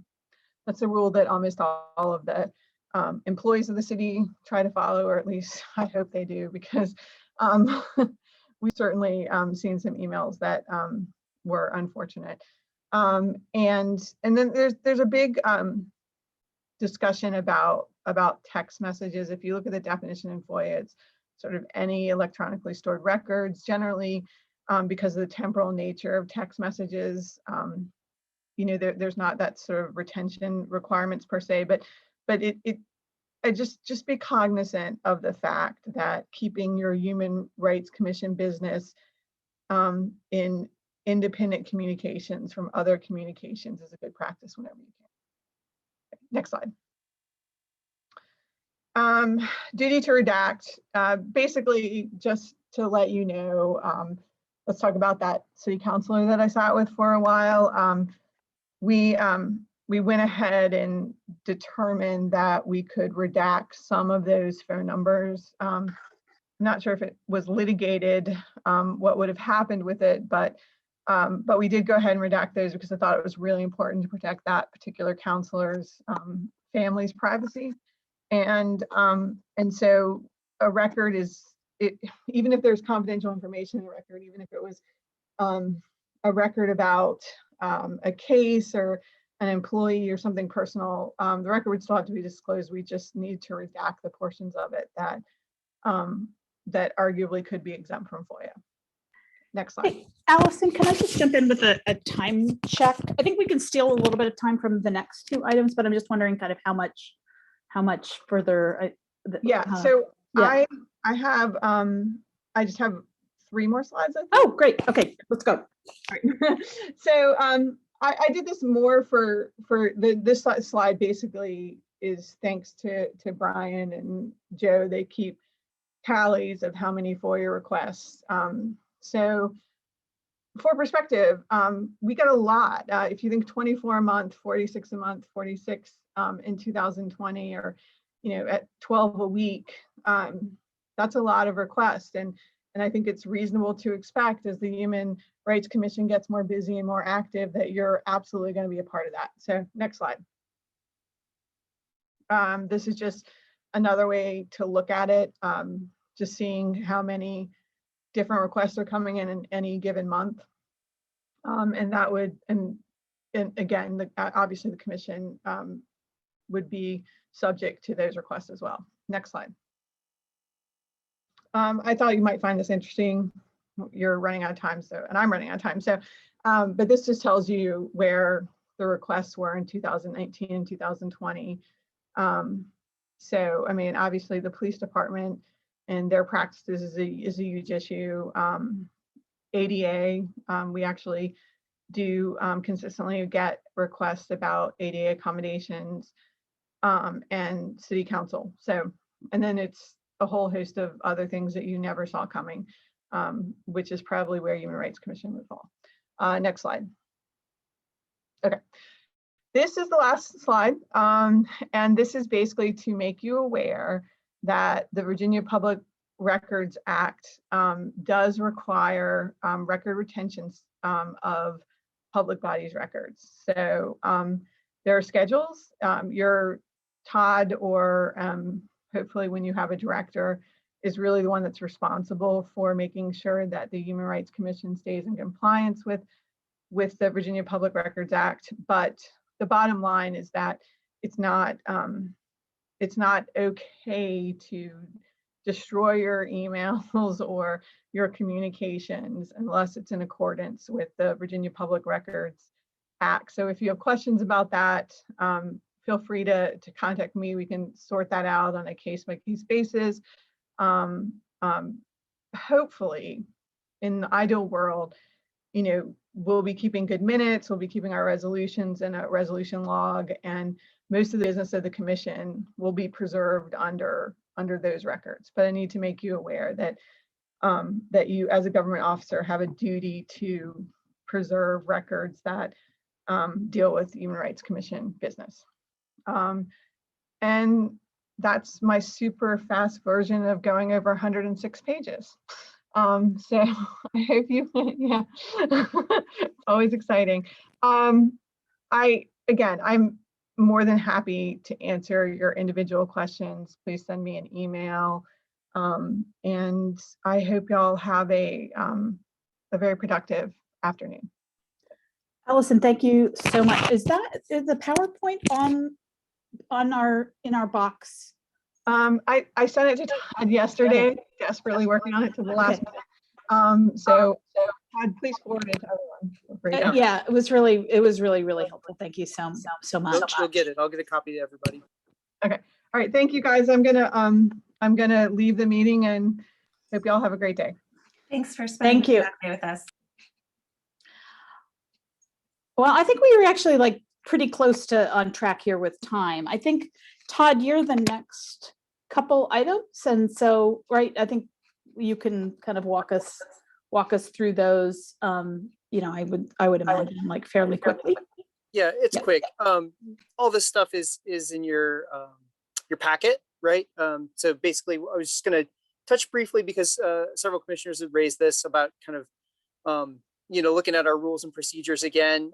And so, again, one of the things that we agreed to, I guess it was back in, what was it, March of 2020? No, 2019, perhaps. It's been a while. In any case, was to adopt, it was 2020, Martha's rules in place of Robert's rules. And there's a subcommittee formed and it was going to be added to the rules and procedures. And I think it was around the time that Charlene left. And so it was one of those things that we got engaged in other things pretty quickly. So I included, during that meeting, y'all made some changes to the Martha's rules themselves that you wanted to adopt. And so that's in your agenda packet. And so that's one thing that we probably need to update and actually put into practice if that's still what the commission wants to do.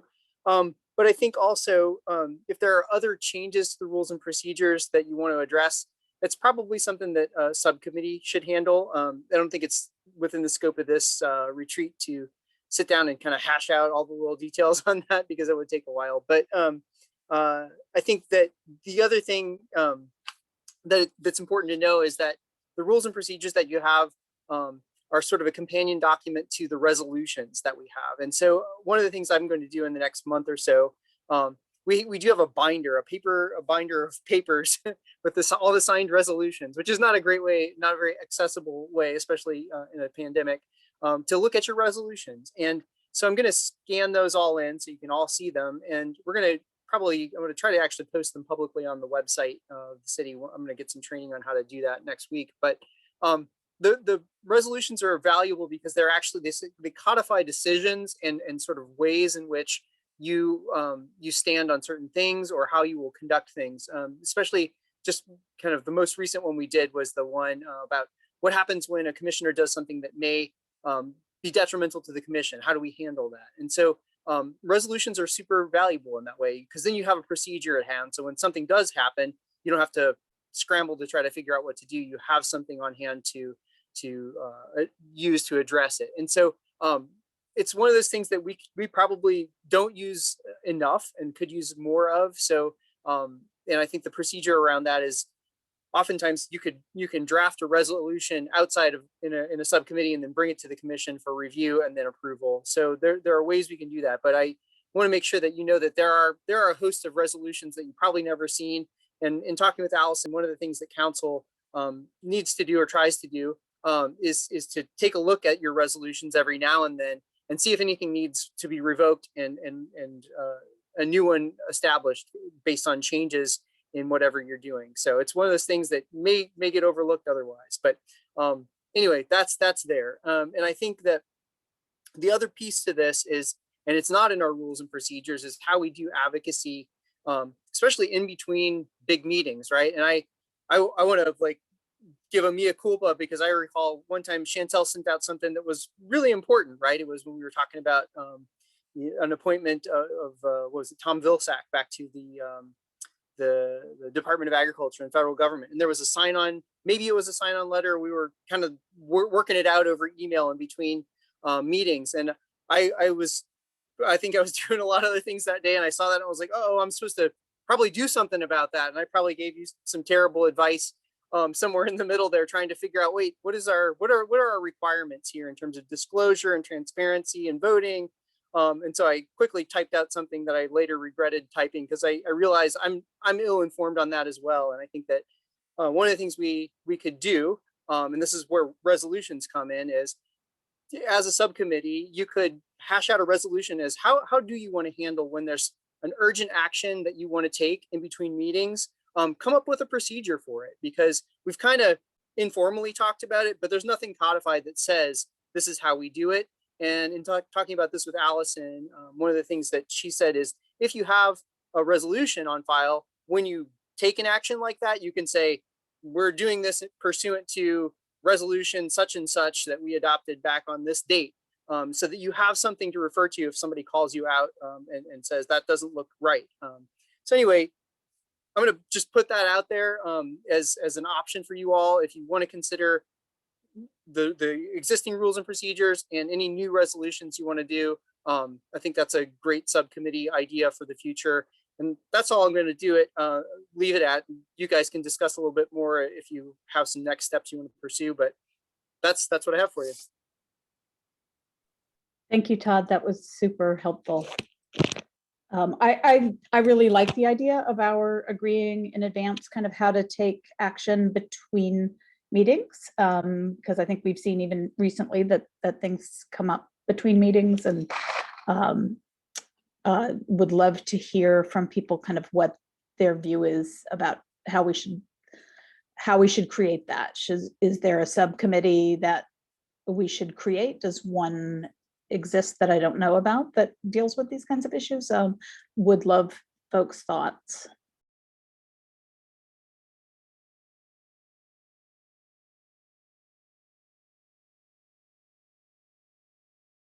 Todd, let me just to be clear, can a subcommittee can include more than 2 people, but then it would have to be publicly announced, or must it be limited to 2 commissioners?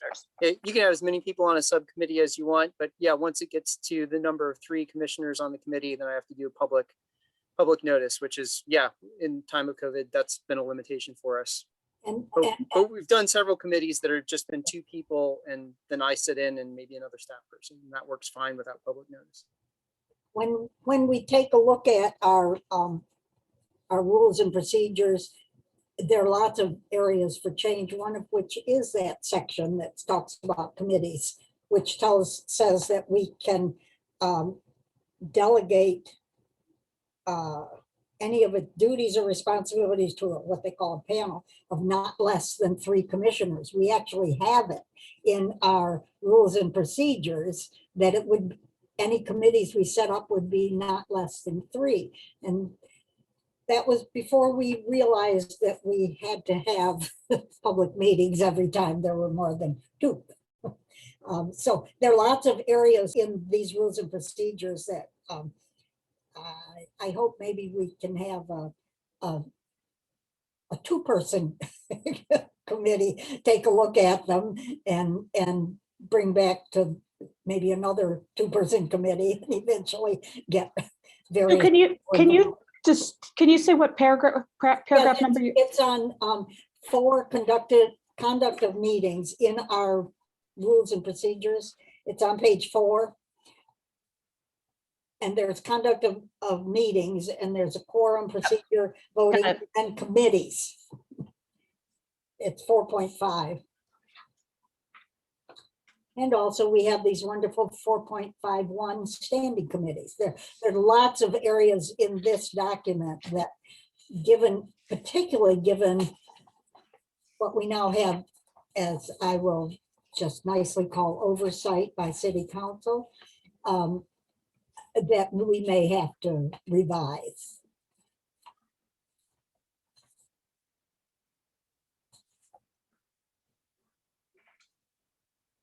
Well, let me just ask, what is the will of the group in terms of, creating a committee to deal with urgent actions versus kind of a broader committee to look at the rules more generally? I would love for folks to chime in with your thoughts about how to proceed. I think you definitely need both. You can have a committee to look at that, what Todd was describing as a procedure for advocacy and action. At the same time, you can also have some people looking at the full original rules and procedures, because the whole nominations thing has been taken care of by a new approach to nominations. Anyway, there's lots of, I see two separate tiny committees of 2 people.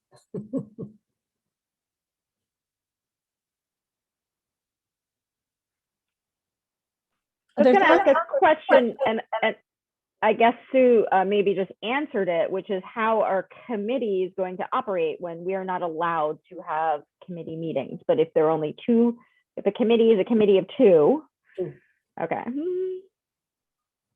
I would also like us to make some statement to council about our frustration with this foolishness of not being able to have a meeting. We didn't need to have somebody physically present at all of our meetings previously to ensure that we followed all the appropriate rules. And I'm not sure why Zoom is not, I mean, it's, yeah, we can still follow the rules on Zoom.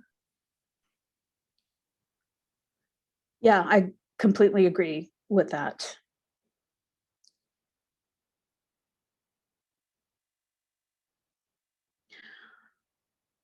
Well, it seems to me there are 2 things that have to be done or that could be done, but it's not clear to me that it has to be done by 2 separate groups of people. It seems to me it's one group of people could kind of look at both of these things. I don't feel strongly about it if other people disagree, but. When you say group of people, are you talking more than 2? I'm talking about, maybe 2 and Todd, who would look at the rules and propose an urgent action, provision, and, do an overview of the rules and make recommendations to the full commission.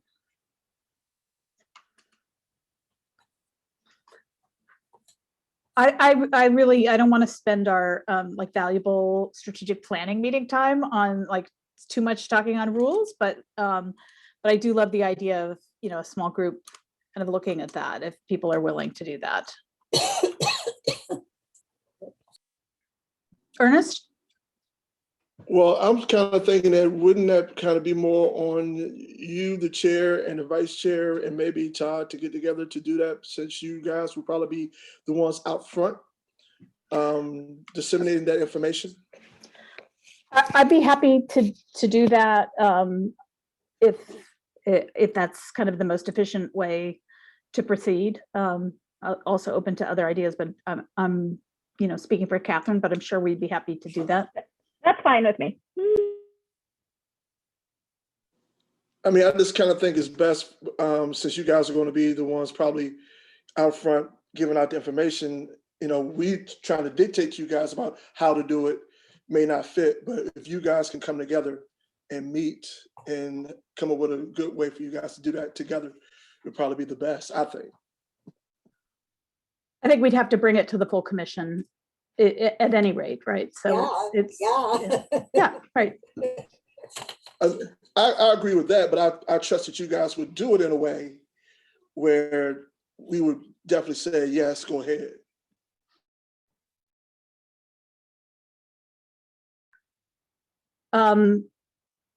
That's absolutely fine with me. Unless somebody has a different proposal, I am happy to simply move forward, and we can convene hopefully before the next regular meeting and report back.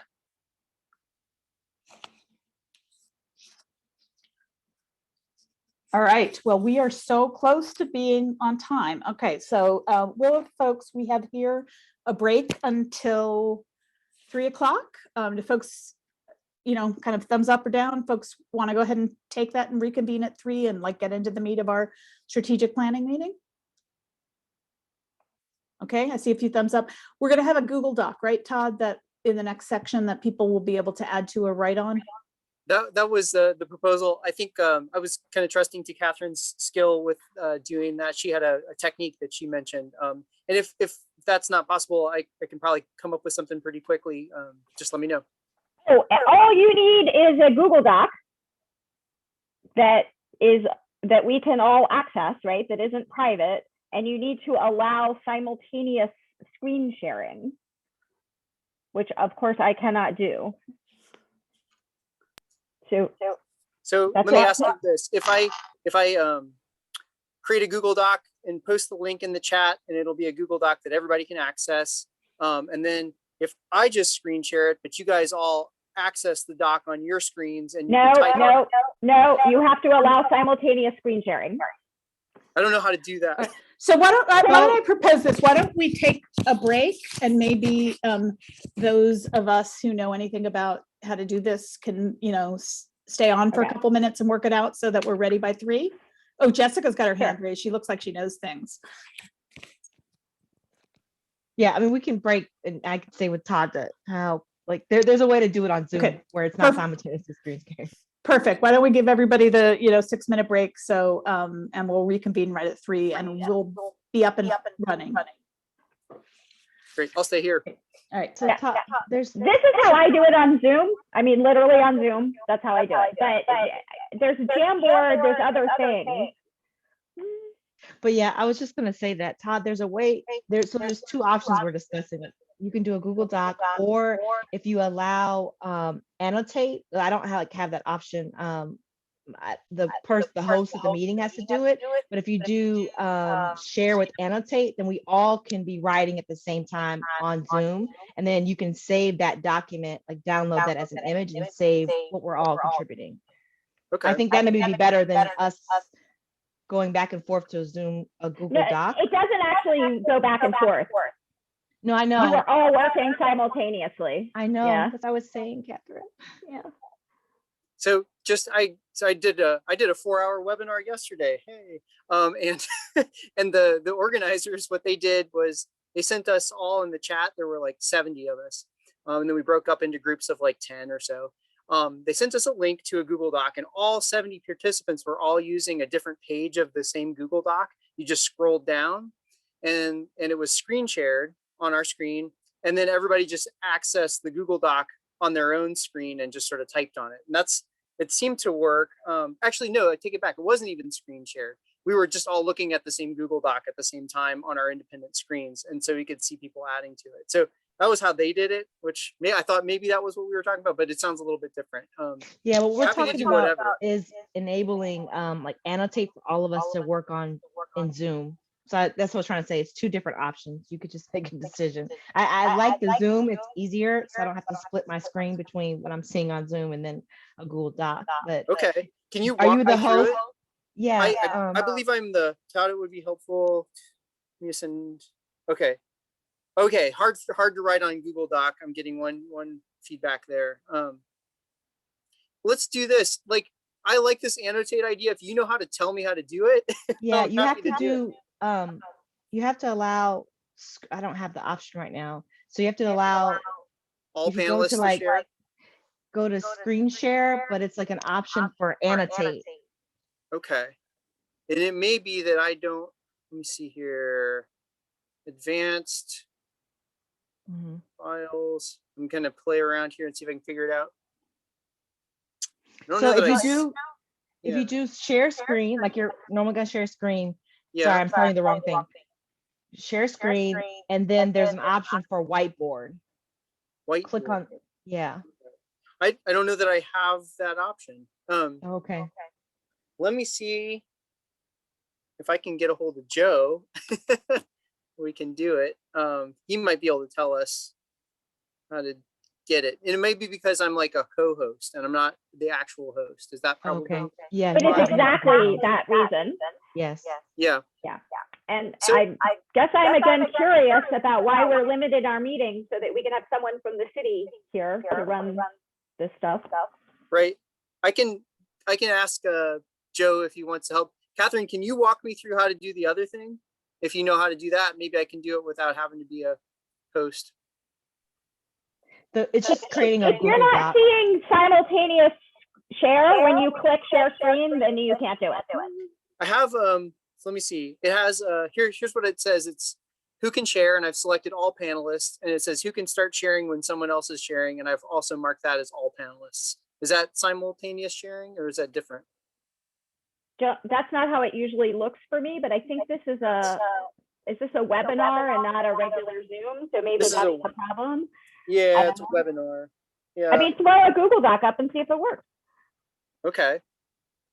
Then we got some comments in the chat about how it's hard for them to write. So I think it's also fine for people to just chime in and say their idea, and we can, somebody else can write it down. Yeah, somebody could be the volunteer to just sort of type it in as we do it, and I can just share the screen, and then one person can be the person typing it in. Would that work? And then it wouldn't have to be a Google Doc. It could just be a Word doc that's screen shared, and then somebody's typing it. I don't know if that defeats the purpose of everybody being able to type at will, though. I mean, I think a Google Doc is fine, and for those people who can't easily write on it, they just say, please write this down. Yeah, that seems good. Or you put it in the chat and we can grab it. All right, I'm gonna get a Google Doc going here. I was doing it right now as we were talking. Oh, okay. Great, thanks, Jessica. You're gonna start the Google Doc? Yeah, is that okay? Yeah, I was just gonna attach to my Gmail that I use for city stuff, so that if they FOIA, it's in my city Gmail. Whatever you want to do, though.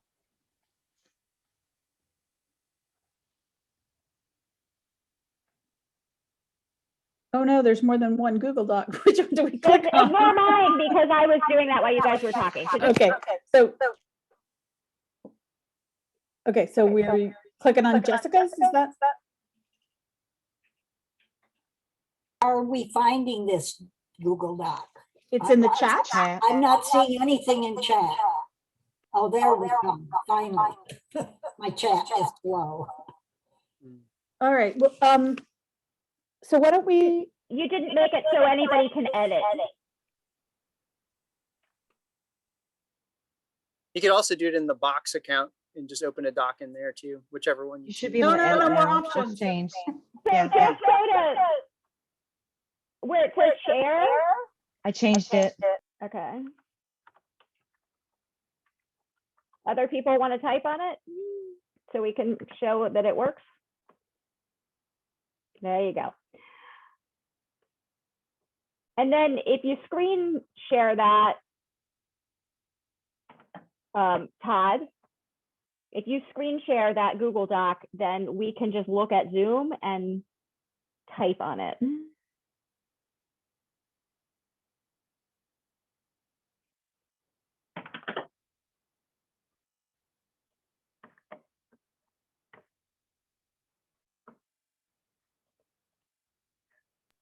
How's that look? I think it looks like functional, like it's. Well, for some reason, we're not able to type into it in Zoom, or at least I'm not, but this works okay. Yeah, I can't type in it anymore. So we can type in it in the Google Doc and then return to look at it on the Zoom, I guess. That's how you'd have to do it. Yeah. Yeah, that's what I was saying. If Brian or someone who has host, if he was allow you to be host and share, we can all do it in Zoom. That's why I was trying to advocate for the in Zoom app versus the separate. But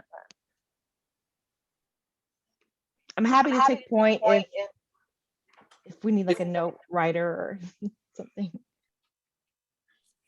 Yeah, I think we should just get started, and we'll kind of do this as on an ad hoc basis. If people can't write down things, then just yell out what they want to be written down. So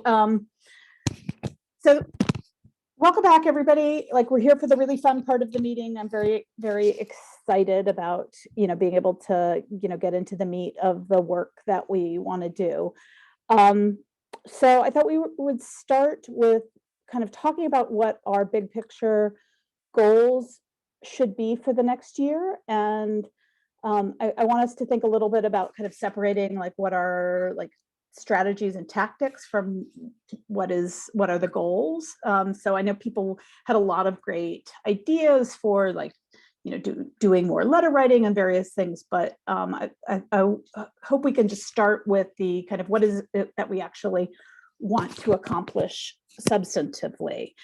And of course, we've got FIPA and FAP agreements as some things that we might want to commit to doing in the next year, or at least pursuing. I threw out, I think at our last meeting, one idea, and it's really just one of, I'm sure, many great ideas, which is the idea that we work as a commission to create a city policy that any tenant in an eviction proceeding would be entitled to a lawyer. So I throw that out. Obviously, like I like the idea, but I think there are lots and lots of other ones, and I'm very open to the idea that that's not the right one for us. So I think if we could just kind of have this blue sky like brainstorming moment where people either write down or jump in with ideas they have for what should be kind of our big project and issue for this year. Love to hear people's ideas.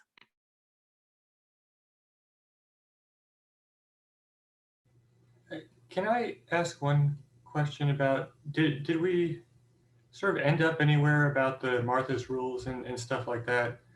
Trying to clarify like our procedures just to begin with.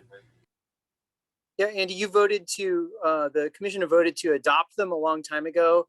They were never, the rules and procedures were never amended, and then no one ever really put them into effect. I think we just got distracted by other things, and so kind of carried on, but they have been adopted by the commission. Right, I know that. I'm just curious. So are we just moving ahead with those rules now, or is there any further discussion of that?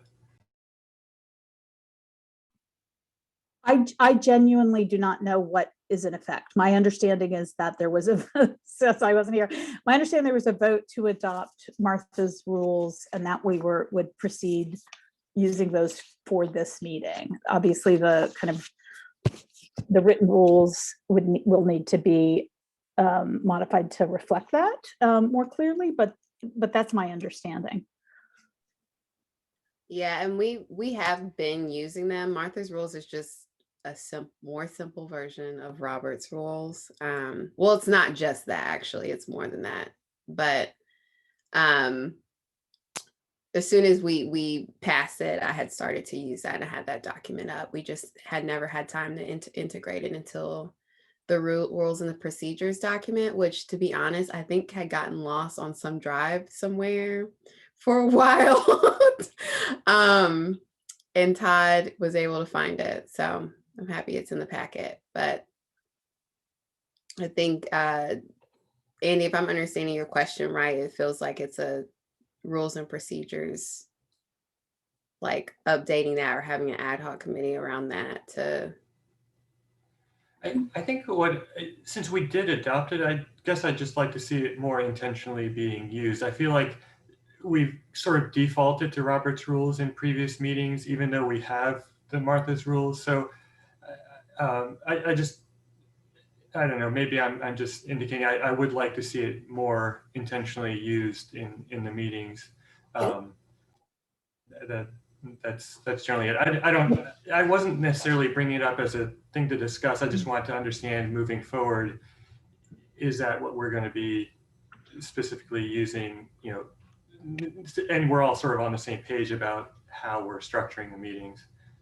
If excuse me, if we do use them, we need to understand exactly how they work, because it is very unclear. And it's a more tedious approach, from my personal opinion, than just following basic Roberts on motions and voting. It's actually far less tedious. It's just less familiar. It's more tedious. So let me propose this, because I really don't want to spend too much time of our planning meeting on the rule stuff, but I think it's really important. So I propose that we do our best using Martha's rules, because that's what has been voted on for this meeting. I'm not familiar with them other than reading them, so I may stumble through, and I'm open to feedback. And if we want to create you know, a subcommittee to look at this and modify the written rules to reflect this, you know, then we should do that, so that we can spend our today's energy on actually, you know, deciding what we want to work on. All right, so I see lots of people are writing down you know, all sorts of ideas. All right, one thing I'm going to do is I'm going to try to pull out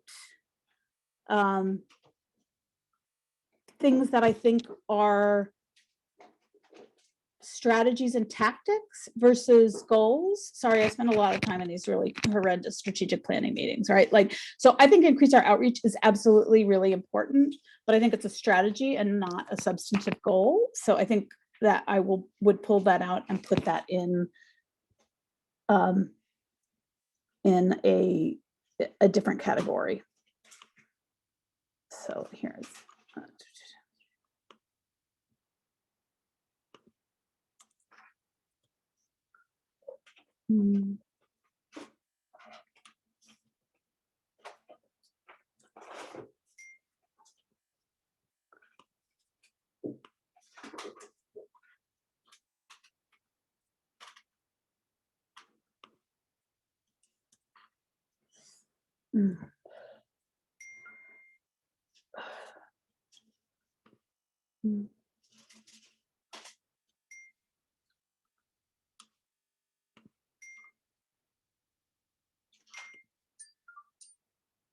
And let me know if I need to scroll the screen share. I don't know how people are looking at it, if they're looking at the screen share or if they're looking at their own Google Doc page on the web. Is really small. Yeah, can you make that bigger, Todd? I can try. I mean, if not, I mean, we can look at the Google Doc, but.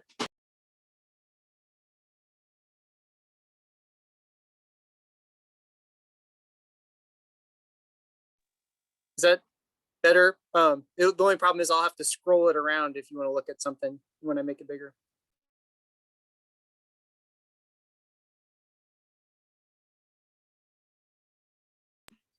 So Catherine, I saw that you had written down something about equity-based budgeting, but I don't see where that is. It's in the paragraph in the bottom. Ah, okay.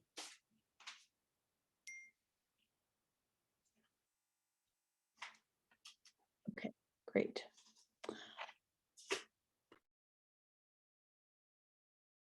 So I want to kind of throw the floor open for, you know, people to talk about any of these ideas and kind of why they think what that might look like and why they think it's important, or throw out any idea that's not yet on the Google Doc.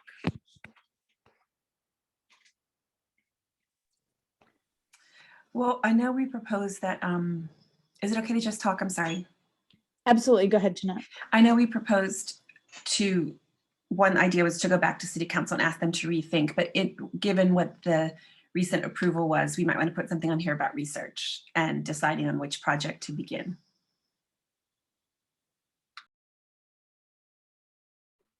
I'm actually not sure I totally understand what you just said. One of the things that the city council added to our ordinance was that we would do a research project every 2 years. Yeah. So should I add that? Are we just adding things ourselves, like under goals, I guess, or? Yeah, feel free to add.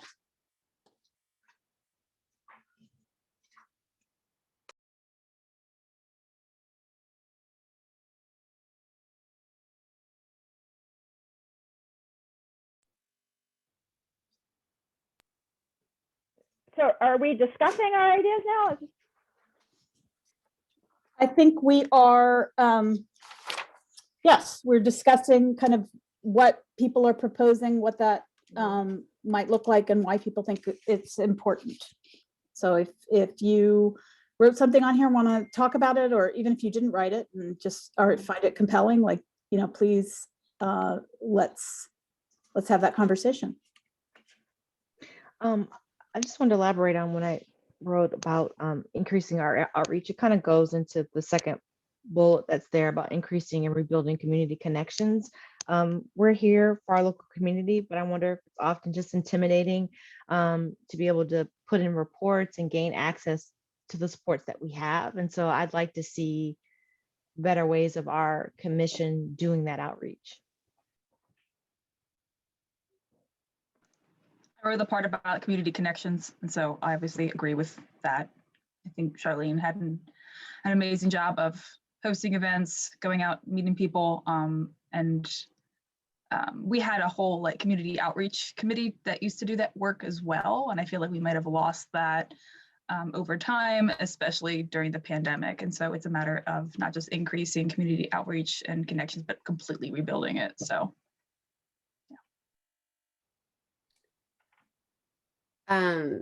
I agree with that. I'm wondering if there's a way that if there is a research project, it's actually kind of somewhat of evaluation on access to the Office of Human Rights and looking at barriers or something like that in terms of being able to really engage the community in outreach, but also understanding, how are they understanding the Office of Human Rights as a resource? Are there any barriers to people getting to the office?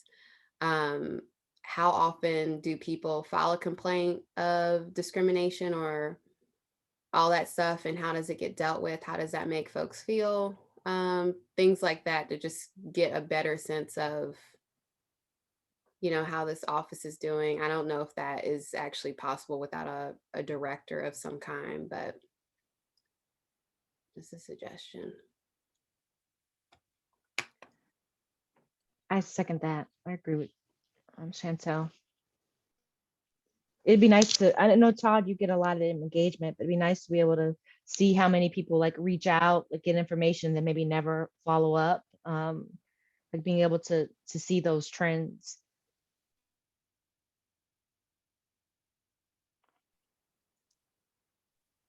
Yeah, that's a good point. That's in the data. Yeah. So I just wanted to make a plug for the idea of us examining how equity-based budgeting could be used to further the human rights goals of the city.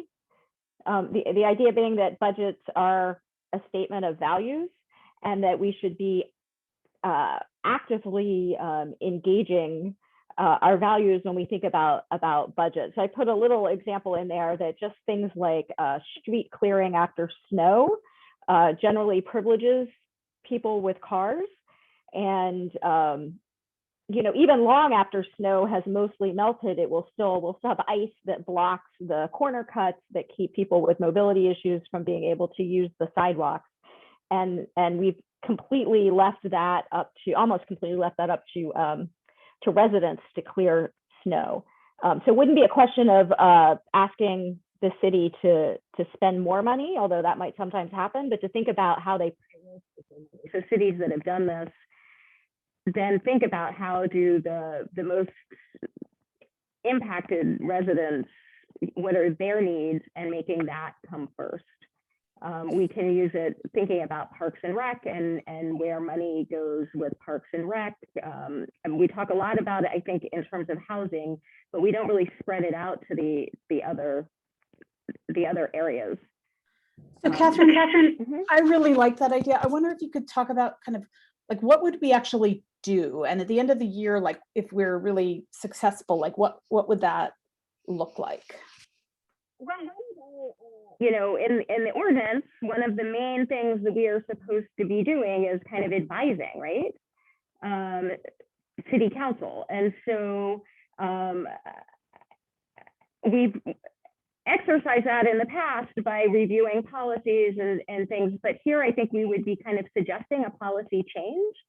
So I could envision us strategizing, like what's an area that we would like to most focus on, and engaging with city staff sort of informally, like what would that look like if they would be willing to meet with us. I think if we have to go through a very centralized process, it won't work. But if we could have informal discussions, like we're not asking you to actually make any changes, but how would this look if we examined how Parks and Rec or whatever spends its money with an equity lens, and make a proposal to City Council that this is something that I guess could be pilot. I mean, it's done in a lot of cities. It's not like a radical idea. I don't think Dillon rule comes in here, right? It's just choosing how we spend our money.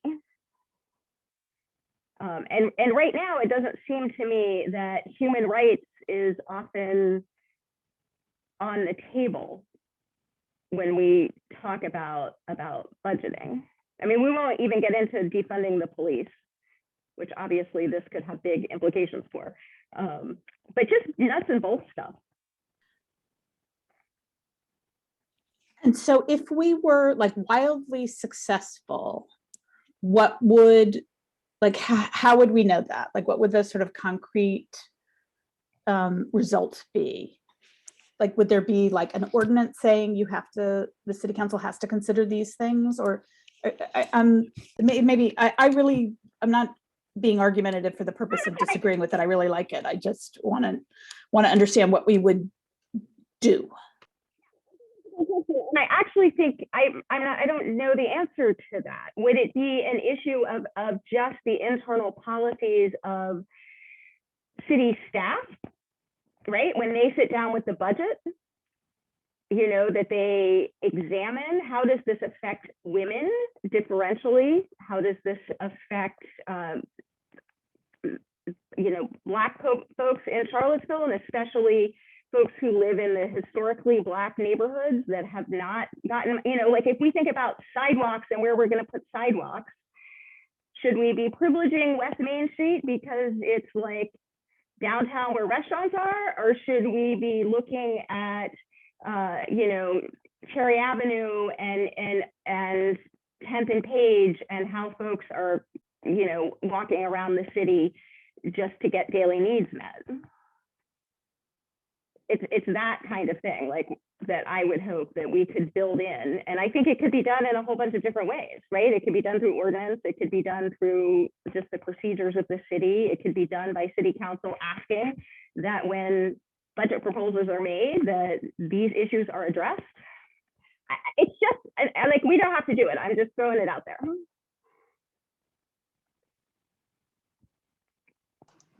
I'll just chime in. I know that the city's budget office has been veering towards performance-based budgeting, maybe like the past 4 years. Do you think it'd be helpful to sit down with them and see what equity-based budgeting would look like in that context?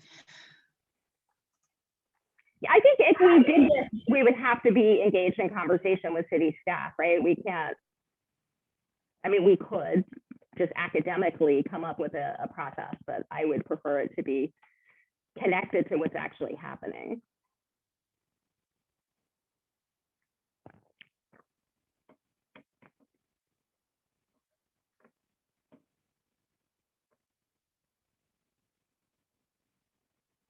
So people have other ideas on here.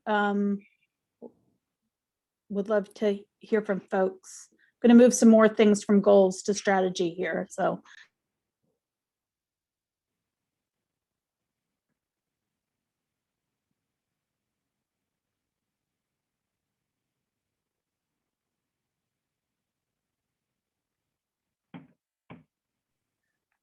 I do have one more plug, and I didn't write it on the document yet. And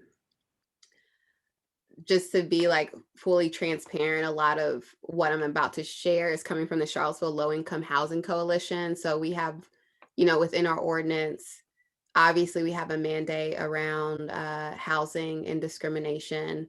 And some of the things that are currently on the plate for City Council right now as it relates to policy are the comprehensive plan and the affordable housing strategy document and zoning rewrites. And there's a lot of research. We already know that Jordy Yeager has been amazing with in the Jefferson School African American Heritage Center, and a lot of other folks have been pretty integral in helping us to map Charlottesville's legacy of discrimination and exclusionary zoning. And I'm wondering if there is, a way to just continue to support like what work is already going on, especially like I really lean into CLIC a lot. Some of their recommendations for City Council is around like strengthening measures to prevent displacement, cultural loss, and to provide reparations for segregation. And there are a lot of specific strategies within that. And so I can like think about what that will look like for as a goal for the office or for the commission, but just in general, just as that one kind of example, I'm wondering if there are ways that we could plug into the work that's already going on and kind of just like amplify that with our commission instead of trying to create something that's drastically different, especially if we want to have like a direct win. Some of what we're suggesting right now is like ground laying work, and I'm not sure if we'll have like a direct dividend for 1 or 2 years. So having something that is going to kind of have immediate impact, and the zoning rewrite and the comprehensive plan are two things that are going on right now. And there are strategies being put forth by coalitions right now that we could really put our support behind. to follow up on that, I think my suggestion is sort of similarly derived from this incredible report that CLIC did and the work that's going on, and that is that making sure that tenants have lawyers in eviction proceedings. I mean, I know that there are groups in the city that are kind of organizing around that. And I would just say, I don't know if you all have read this book by Matthew Desmond called Evicted, but there's something that he said in there that has really resonated with me. And it is essentially, he said that if mass incarceration is the face of racial discrimination for African-American men, eviction is similarly that for African-American women, and that the people who are evicted are overwhelmingly nationally African-American women and women of color. So, that's, I like the idea of building on work that other people are doing, but I really like the idea also of having a kind of very specific and achievable goal, as Chantelle kind of suggested, so.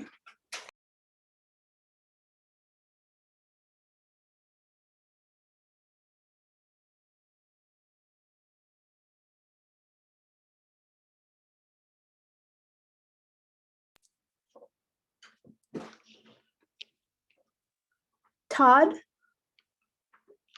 Yeah. I think you had told me, or maybe the commission once, that kind of the overwhelming or the majority of complaints that you receive are related to housing. Is that correct? And like, can you give us a sense of that? Like just, sort of percentage wise, really generally? Yeah. So to be clear, not all complaints. It's more contacts. What people come to the office for a lot of times is just assistance with navigating the affordable housing market, understanding how to access a voucher, how to apply a voucher, where to find landlords that will accept vouchers, where to find affordable property. So I get a lot of that. As far as complaints go, it's sort of right now it's sort of equally matched between housing and employment. So those are still kind of like contending for the top in terms of what people bring allegations of discrimination about. And I think third to that would be public accommodation. So yeah, does that answer your question? Yeah, thanks.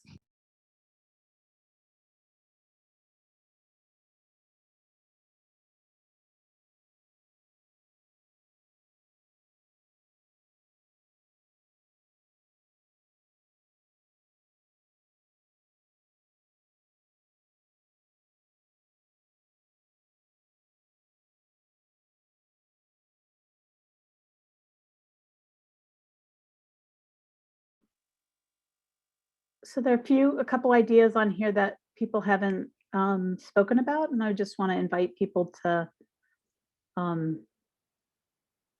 talk about any kind of goal they think we should adopt that we haven't spoken about yet.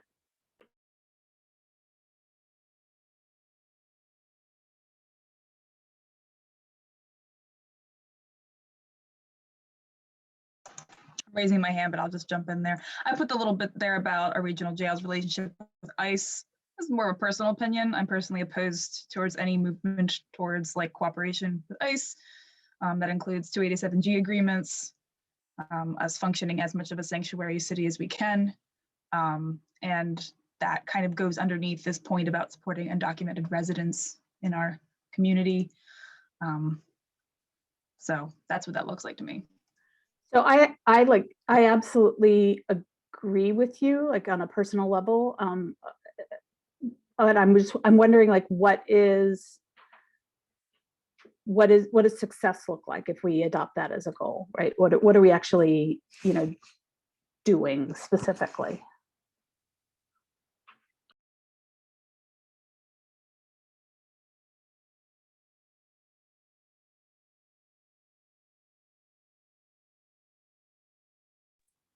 I'm not going to type it on there, but just to put it out there, I know that we talked a little bit earlier and several commissioners have mentioned not only the idea of having legal representation for people who've been evicted, but also potential for legal representation for complainants and thereby respondents for people who present complaints to the commission. Should we move the equity budgeting bit up here to the ideas for goals? So,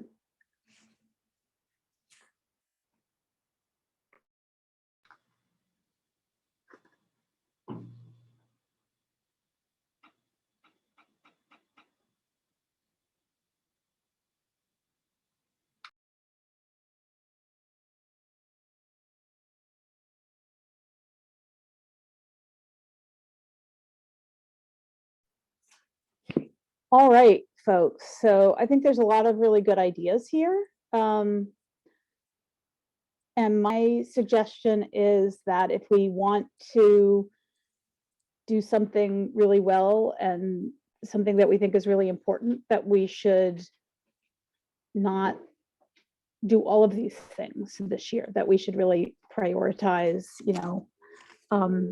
depending on the scope of it, one or two things. We should also make decisions about moving forward with the FIPA FAP agreements as well.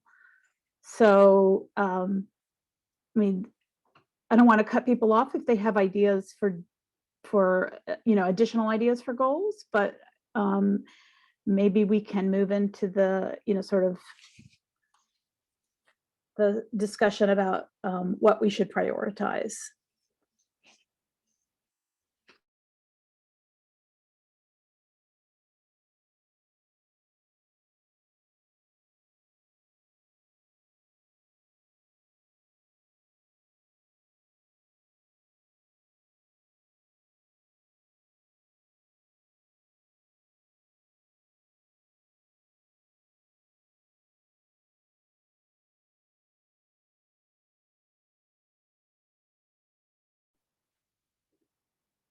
Is it okay to speak up? Okay. I really like what Chantelle said about leveraging the current supports that we have within the city related to housing.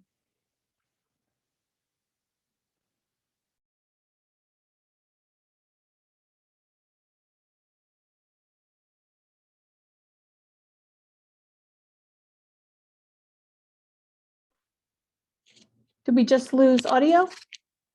No, Okay. that was it. I just Oh, wanted I'm to say, sorry. Okay. like I want us to address that issue of housing barriers within our city and how we can leverage the network of what's already happening within the city. Yeah, I just copy pasted some language in. Sorry, I'm a little bit slow at thinking and writing at the same time. It feels a little bit redundant though, now that I've put it in here and I see some goals are already here. So Chantelle, where did you put it? it's just housing goals with the Okay. Okay. so it's a little it's just sounds different. It's the same thing I think as some of these that are already in here. Yeah, I was trying to take notes as you were talking, but I can replace what I have with one.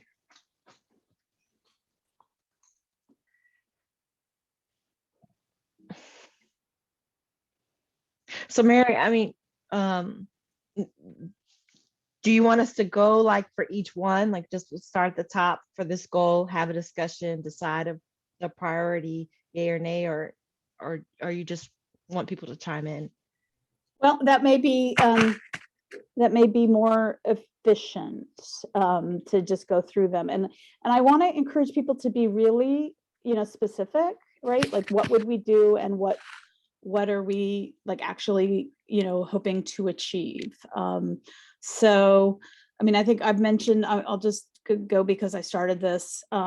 There is some effort organized by a number of folks in the Low Income Housing Coalition to ensure that, or to ask the city to make sure that people who are in eviction proceedings, tenants in eviction proceedings, would be entitled to a lawyer. And all the data shows that if you have a lawyer, you're far, far less likely to be evicted. So that's kind of my proposal for one thing. And I think it's pretty like concrete there. We can gather the data about how many people are in eviction proceedings in a year and how many don't have lawyers and what that would actually cost the city. So I think in terms of like, having a concrete goal, I think that is something that we could identify and achieve. But there's lots of other good stuff on here. So it's, why don't we just move down the list and have folks kind of talk about what they think success would look like with their proposal. I'm confused about what we're doing here. I thought we were, we got this first goal sitting here. And are we going to jump down to the next goal and do something with that? Or are we going to say how we feel about this first goal and what we think, how we think about that as a goal? Yeah, I mean, we could do either of those things. My worry with the first is that I actually think all of the goals are really good. And so if we went through them, it would be easy to say yes, to sort of a lot more things than we can hope to achieve. So, one way I think we could have a discussion about each thing, and then we could ask people to go and kind of, put a couple, sort of check marks by the top two things they think we should do. Okay, I have a question about this first goal. Okay. As you notice, I cannot do anything on this document. It's all I can do to read what people are saying. But are we saying in that this commission is going to write a policy that is going to be turned into city council for them to make their own ordinances and et cetera? I'm confused about what we're planning to do here.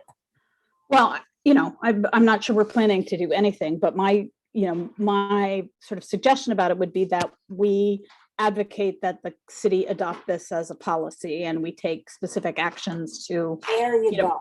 push that forward and encourage that. And I think makes more sense to me, that we advocate for that someone of the many groups that are working on this will have come up with some statement that we can advocate for and support.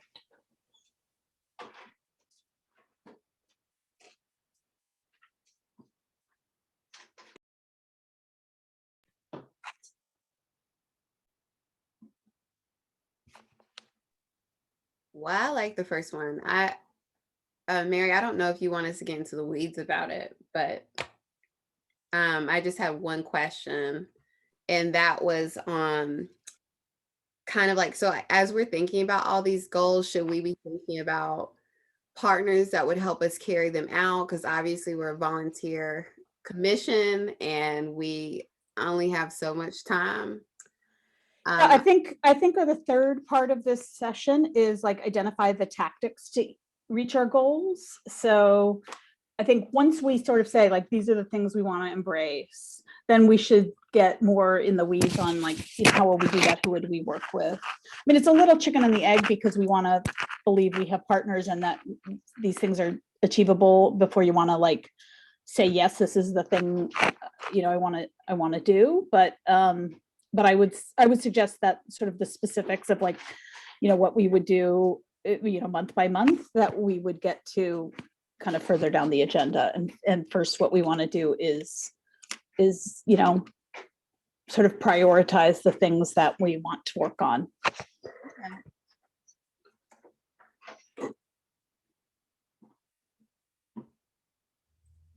So what do people think about the idea of, everybody getting sort of two, I don't know if they're votes yet because we're really just getting a sense of it, but everybody gets sort of two, votes and they go and they put a mark next to the two things they think are the most important. And if anybody can't do that, we can, figure out a way to have somebody else write it in. Yeah, I would like to go through each one so that people can give opinions per reviewing. Okay, so we're on the first one. Still So vote. yep, we're on the first one. So folks chime in.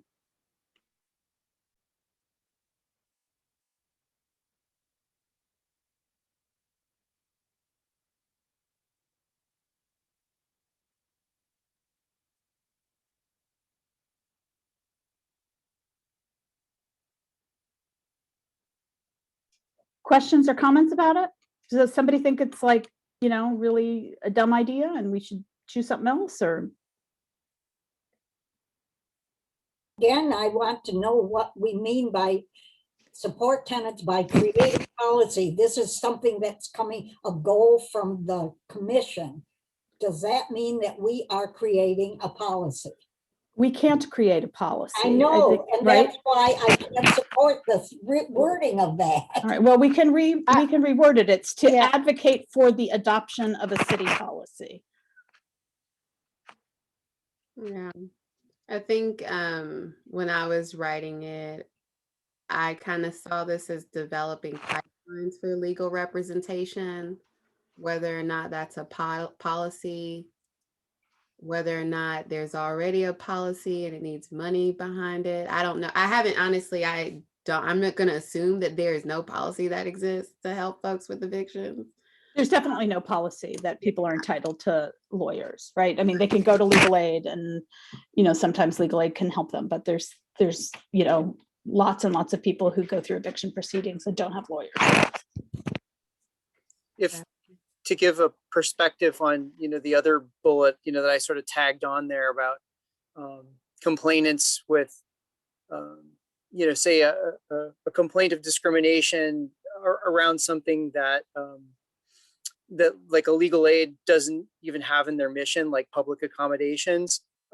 They have to go hire a private attorney if, for example, the city says there's probable cause to believe that discrimination occurred, then the complainant wants to pursue it in general district court, they have to find their own attorney to do that. And like, even if they qualify, they meet the financial requirements for legal aid services, that's not something that legal aids provide, right? They don't provide representation with regard to public accommodation discrimination cases. So that person is obligated to go find a private attorney that they can't afford, and they have no funding to do it. So that's an example of why I think that maybe this sort of fits into the category.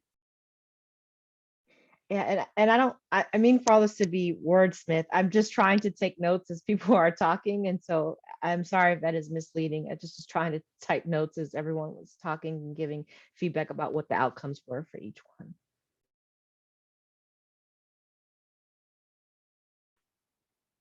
All right, any other, thoughts or questions about number one, and we can move on if not. All right, we're going to talk about supporting Charlottesville residents who are released from ACRJ.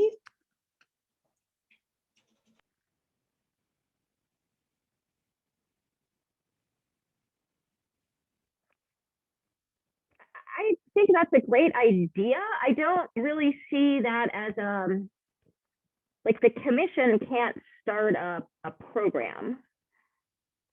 So if it's not suggesting that city council do something, I'm not quite sure what we would be doing. I think another challenge is that the city, has only a sort of modest representation on the ACRJ board because it's a regional jail. When it says file a complaint, are you referring to file a complaint of discrimination with, because they're also, I think they're outside of our jurisdiction. I don't know. If it's a Charlottesville resident, are they still outside of our jurisdiction? It's not so much where the person resides, it's where the offending or alleged offending entity exists. So if it's in the county, like outside the corporate limits of the city, then it's outside of our reach to address in terms of complaint of discrimination, unfortunately. And the jail is in the county, just to be clear. Yeah.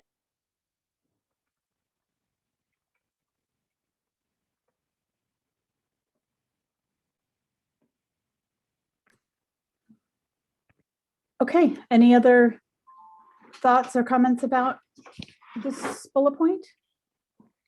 Can we move further down, Todd? Can you scroll down so we can look at the next thing?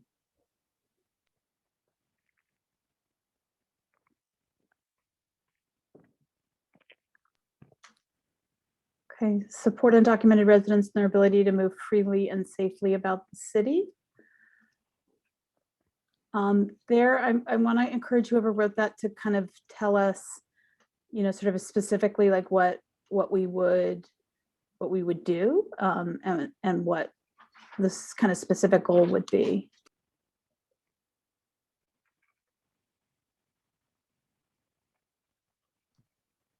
I don't know exactly what we would be able to do besides advocate for council to maybe create some kind of agreement with ICE.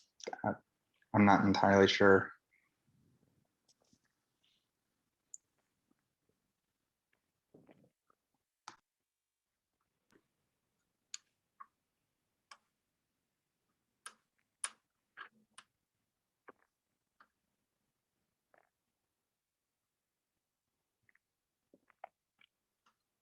I don't know. I sort of got the sense that it was a proposal not to have any agreement with ICE.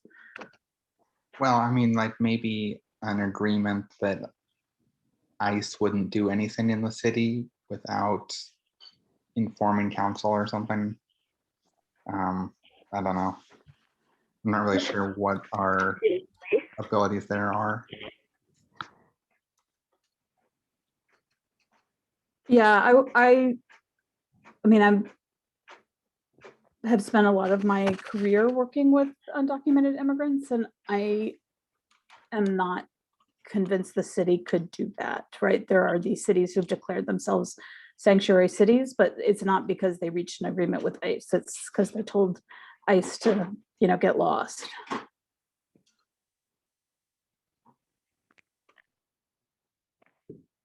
Do we have any ability to do that beyond what the city has already done?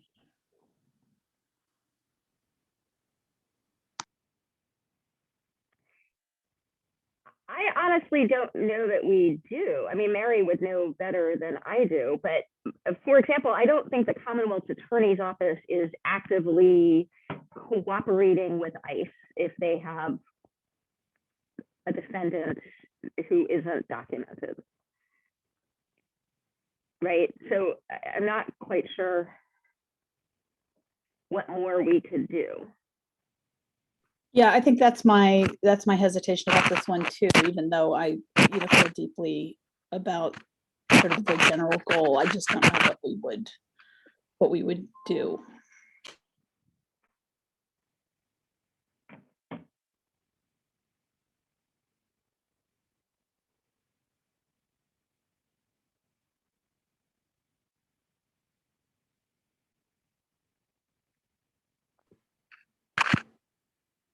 All right, does somebody want to talk about the next one?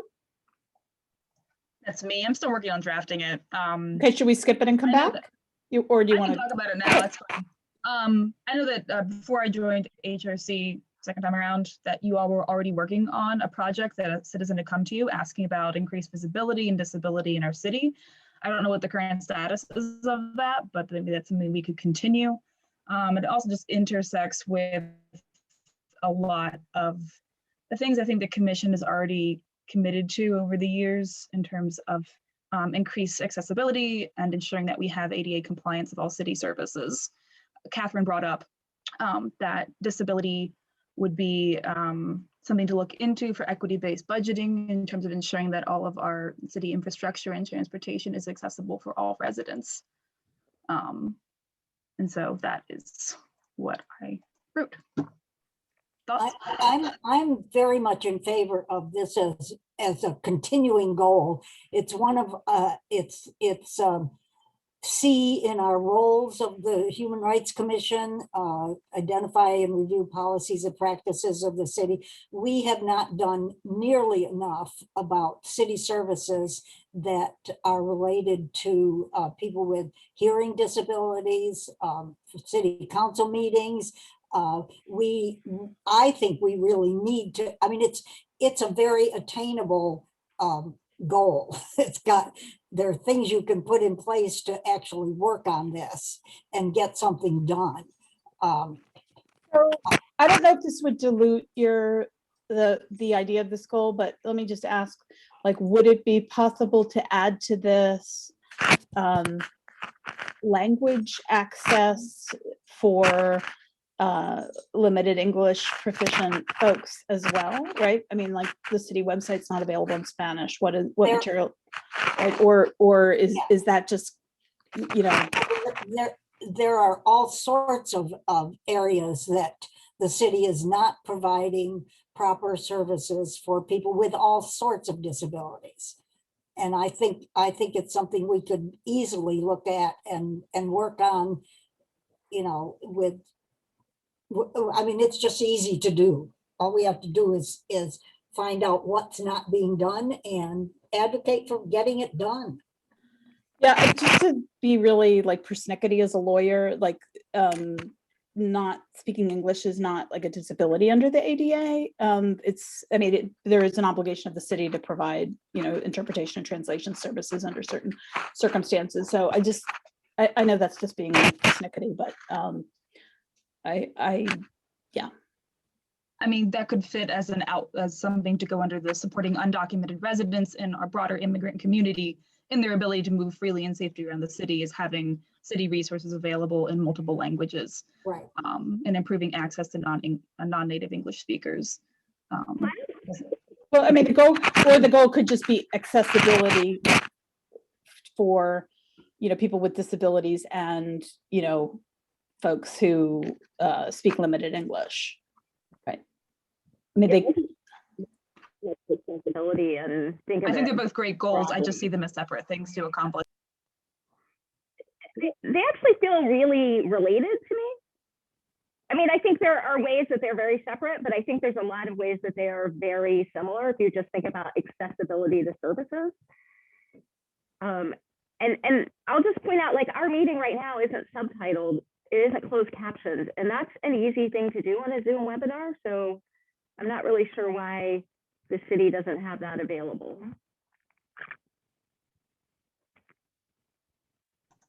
I remember asking that question like 4 years ago. So yeah, we could do work in this space. I totally agree. We can easily do work in this. Just to chime in too, like, I think that, you already have started some of this work. And I think from a, sort of a completing things standpoint, it would be great, from public's perspective, perhaps, to see that you push some of the things forward that you started, including the PSAs. Wolfgang, you mentioned that, like, I have Phoebe and Melvin were working on that. And when Melvin stepped down, then as Phoebe was stepping down, I said, hey, do you have all the notes for all that stuff that you were working on previously? So she sent me all that stuff. So I have all the names of people they were in contact with, what they started working on. And so it's just a matter of somebody taking the helm to make that go again. And I'm certainly happy to help support that through city resources, for filming PSAs and recording all that stuff. So that's just letting you know that exists. And so you kind of have a head start on this goal. If we choose this as one of our strategic goals for this coming year, I would love to be a part of that. So let me know. Me too.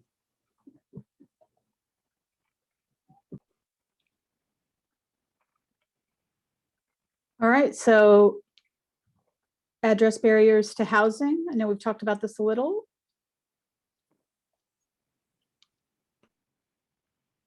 Anything more to add here?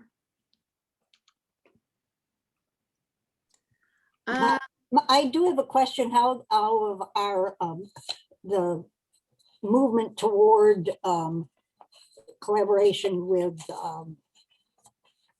the feds on housing? How is this all going to mesh? I mean, can we do much of anything prior to getting the agreements? How much prior to that can we do in the area of housing? I'm not sure I understand that question. Well, I mean, we're moving ahead with, I always get the names of these creatures wrong, but the FIPA, yeah. The FAP, the FAP. and as we move along with that, that gives us all sorts of ways of strengthening things that are going on in the city. But I just wonder, how does that mesh with the movement towards becoming a FAP?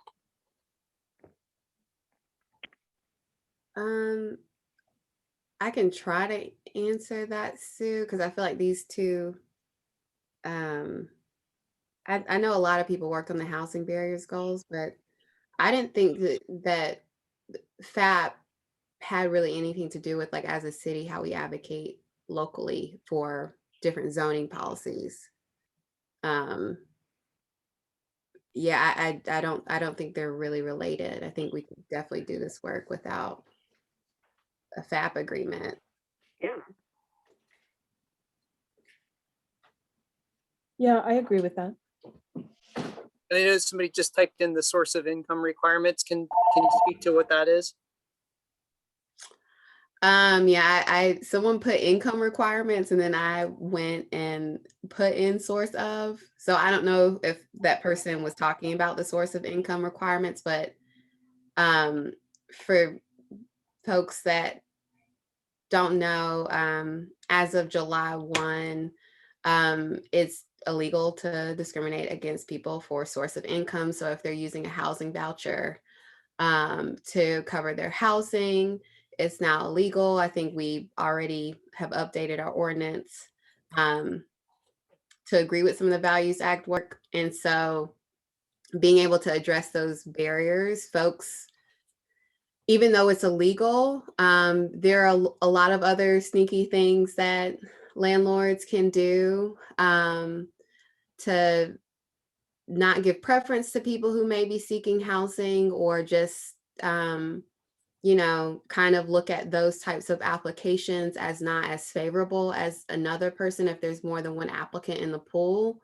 And so just being able to look at that for a city, especially as we continue our affordable housing conversations, and then also access to that newly developed affordable housing, what that would really look like in practice for folks that are coming with housing vouchers, and being able to effectively use them in Charlottesville. So that could maybe look like a registry, being able to keep track of the landlords that are actively accepting and have been accepting vouchers to live there.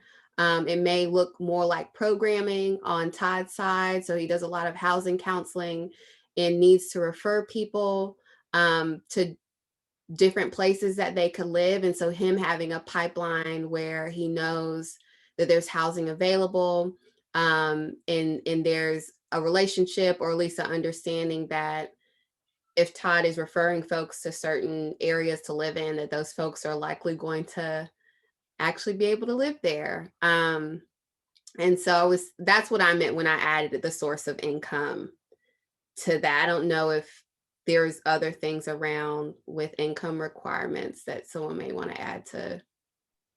Yeah, if I chime in just for a second, it's kind of a meshing of two different things. Source of income is certainly, like, source of funds is one protected thing. And the way that some landlords are getting around accepting vouchers is by making income requirements that that require a certain amount of money be earned per month relative to the rent, that puts voucher holders actually outside of the capability of renting. And recently, and I can tell you this just comes down the line, that the interpretation of the state law is actually now stating, there's a statement coming from DPOR actually that says that landlords can't have income requirements that block people from applying vouchers. So it's a nuance of the source of funds thing. So that stuff's happening. And then just to speak to the other piece about you know, having a landlord inventory, that kind of thing. It's stuff that I've been doing a lot on the side and working with a lot of nonprofits on that particular issue. You know, Charlottesville does not have an inventory of rental properties in the city. We have tax assessment records, but we don't even know in those tax assessment records which properties are rental properties, which are versus owner occupied properties. You can kind of sleuth it out sometimes, but oftentimes you can't tell the difference, or how many people live, or how many units are in a particular property for rental. So I think when we did the legislative recommendations before, one of my suggestions was that state law be changed to allow municipalities to require a mandatory rental registry. So every landlord who rents a property has to register it with the city. That also applies for people having places inspected on a regular basis. When we track what's being rented, we also inspect for quality of housing, because a lot of stuff flies under the radar. I talked to a lot of people who are living in really bad conditions, like vacuuming water up off their floors, and, like, you know, light switches that shock them and things like that, and ceilings that cave in on beds, because nobody, there's no tracking of any of that stuff. So yeah. And there's some effort to track informally among people who do housing navigation. We've been compiling a huge list of over, I think it's probably like 400 different properties that we know of that we consider relatively affordable, and we write notes about all the things that we learn about each property, but none of it's formalized. So I'm bringing that up just to say there's some stuff happening that could use a lot more support. Thanks, Todd. Thanks for clarifying. And I'm all in for the housing goal. I don't know if I need to sell it more, but I would love to work more on that. I already attend CLIC meetings, so I'm happy to be a liaison between our commission and click.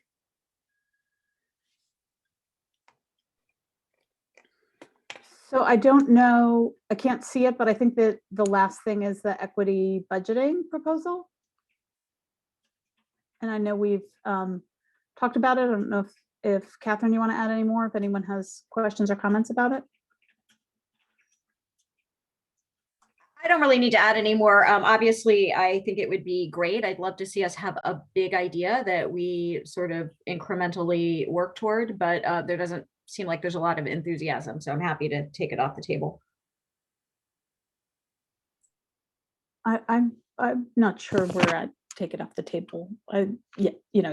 I like the idea, but I want to suggest sort of procedurally, I had suggested before that perhaps we everybody gets 2 votes, but looking at this list, these are like big ambitious things. I really don't think we could do 2 of these things well and deeply. And so I want to suggest that we consider kind of prioritizing one of these things and take a vote in that way. But I am very open to people's ideas about whether that sort of is procedurally correct. Can I push back on that a little bit? Yep. Only because it seems like there's a fair amount of buy-in for the idea of increasing accessibility, as well as ADA compliance. And while on one hand it's a big job, on the other hand, it doesn't feel like a big idea. It feels like something that a group could work on, and we could have an agenda item each meeting and like be steadily working toward. So I feel like that particular thing is something that we could do along with another kind of bigger idea. I'm happy to have other folks tell me I'm wrong. I'd suggest it's better to have more polling than less. We can refine stuff as, maybe have more than one round of polling just to get the very top one. But I think it's helpful also to think further down the road to see, like, the next year, do we see the same things coming up? And, we've kind of recorded where the interest is this year.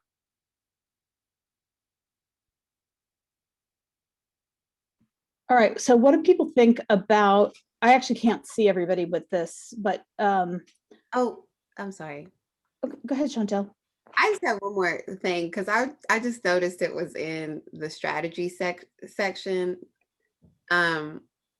Advocating for the hiring of a director, should that be in a goal? Like, I guess my question is, like, if it's under the strategy, does that mean we're not going to do that thing?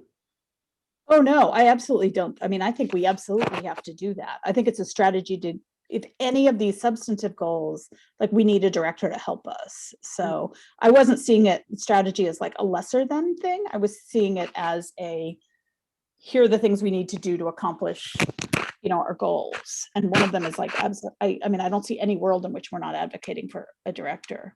Okay. I have so I put in the chat what I think I see are the 6 core categories that we're voting on, and I just wondered if I'm capturing that correctly. And I think that, per Chantelle's point, a 7th major goal could be strengthening the commission, which could involve advocating for a director, working on the reports, working with city council. That could it's not necessarily a big idea, but it's procedural, like how we work. I would suggest that be like a 7th goal. So I'm wondering if we can combine 1 and 5. I think, Chantelle, you kind of did combine them. I don't know if. Yes, I did. I did, okay. But I don't want to say like that's how it should be if folks feel like they're 2 separate things. But yes, I did do that.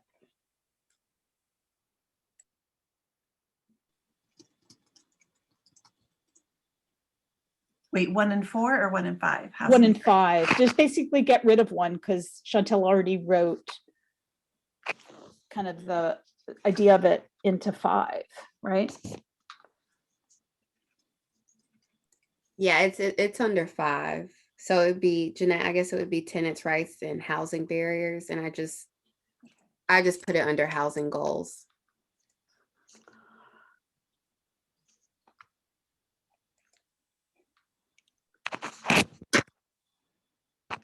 So should I delete that from the You just top delete, and add delete it one. under? Yeah.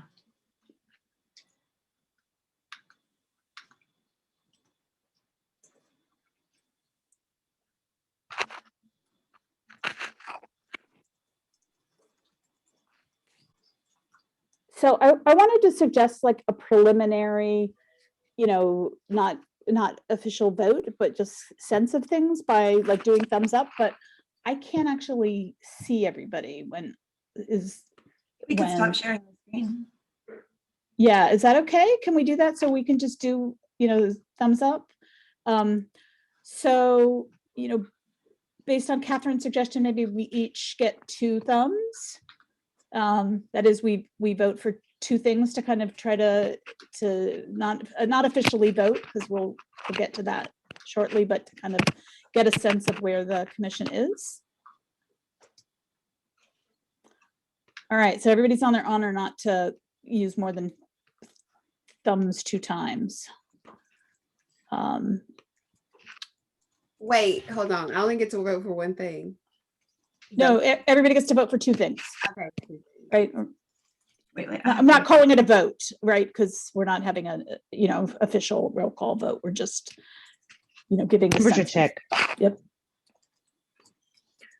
All right, looking at the chat, we didn't get rid of tenants' rights though, did we? I'm redoing it. Okay, perfect. Okay. Is that right? Yes. Yes. Oh, do we want to add the organizational strength thing, or that's just on top of everything? I would suggest we don't, because I think we're going to do those things and we need to plot that out, but I don't really see a world in which we don't do those things.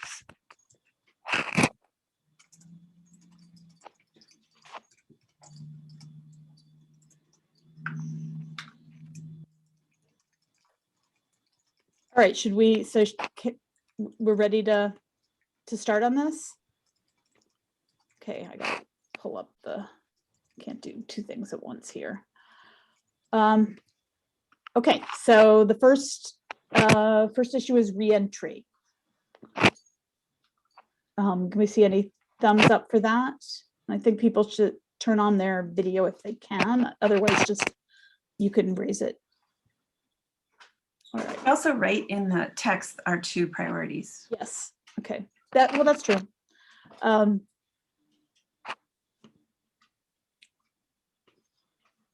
Sorry. Undocumented immigrants. Any thumbs? Catherine, you're muted. I was just saying it's painful not to give that a thumbs up. I know. Only because of the constraints of this commission. I think all of these are fabulous ideas, right? It's not like we can't care about all of them. It's just what are we spending most of our time on in this year? 3, accessibility. So that's a lot of thumbs. 1, 2, oh, look at that. 1, 2, 3, 4, 5, 6, 7, 8, 9, 10, 11 thumbs. All right. 4, housing. All right, 1, 2, 3, 4, 5, 6, 7, 8, 9. Is that 9 thumbs? Oh no, 10. Wait a minute. I've got to count again. Sorry. Is that 11 thumbs? I believe that's 11 thumbs. Okay. And finally, equity-based budgeting. Okay. So we have 2 thumbs. If I had a thumb left, I would give it, I feel like this would be a really great strategic tool to add to any of the other ones that we do support. Yeah, I agree with that. So I think there's a pretty strong consensus that the commission wants to work on housing issues kind of writ large and accessibility issues? Is that, I mean, I think the thumbs show that. Is that? So I'm wondering if people feel like it would be appropriate to take an actual vote, or how people would like to proceed. That felt very votey to me. Do we have to like officially pass them as a thing?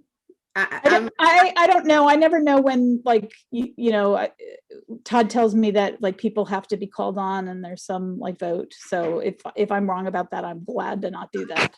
Honestly, I don't know. That It strikes me that we've done pretty much what Martha wanted us to do.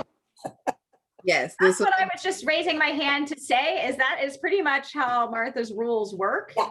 If the thumbs work, then we just don't even talk about it and we get right to business. All right. Well, I think the thumbs were quite effective, and I appreciate all the thumbs, because I think I've been to a lot of strategic planning meetings where it's just really mushy and not clear what people want to work on. But I think we have like very clear guidance from all of you all that housing and accessibility, you know, should be our priorities, in addition to some of the organizational kind of issues. So great.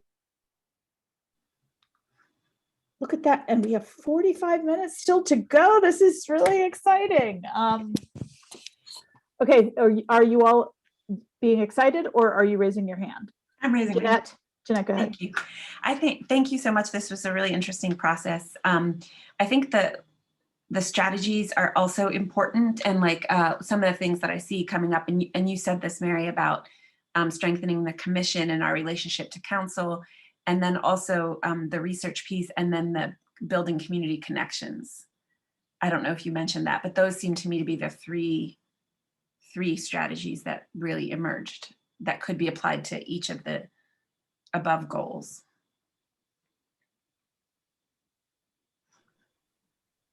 Yeah, I saw another hand up earlier. Yeah, I think I was going to say something along those lines, but that an overriding strategy is that we keep pounding away at council on getting a director hired, period. We cannot do anything. I mean, we've done more than I think was humanly possible with just Todd in the office for the last year. But if we're going to go ahead with anything more meaningful, we need a director, and we need to get moving on all these other things. Yeah, I think we should beef up, like lay out sort of the strategies under each one of these goals in our time left. But I want to point out that we have not discussed or taken a position on the FIPA and FAP agreements. And so it'd be nice to come out of here with a consensus or decision about whether, you know, Todd should spend his time, you know, doing all the work to pursue those. So I'm wondering if before we move on to kind of adding the strategies, if we can address those two, Okay, I got it. Those two matters.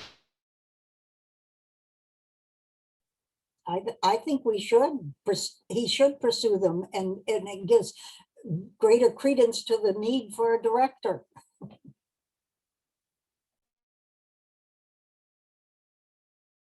Andy?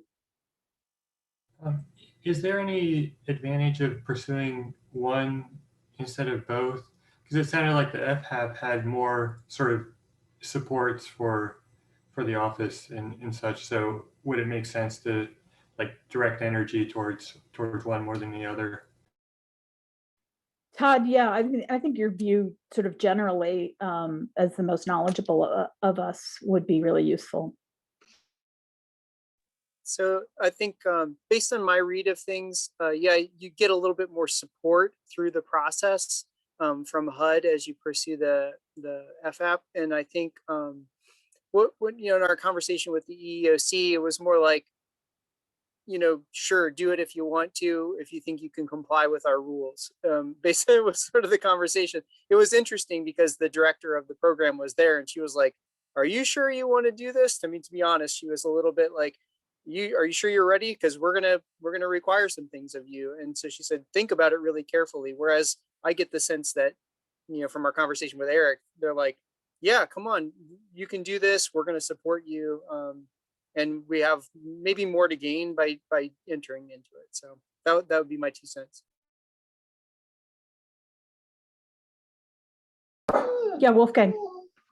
This is a moment where if we wanted to break off into different subcommittees and establish working groups for each of these goals, feels like a good moment to do so.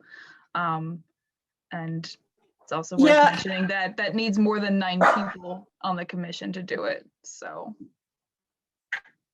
Yeah, I think that would be great. I don't actually know how to do that. I know that I've been on lots of Zoom calls where people produce breakout rooms and people come up with a little list and come back together, but I don't know how to do that. Oh, I didn't mean like breakout rooms. I just meant like to form a committee, a subcommittee for us for this ongoing work. Anyway, you can't, Mary. Okay, well that's fine. Then we can maybe we can identify for each thing kind of the high level strategy and then also create a small working group to kind of go to, into some more depth with each of those issues.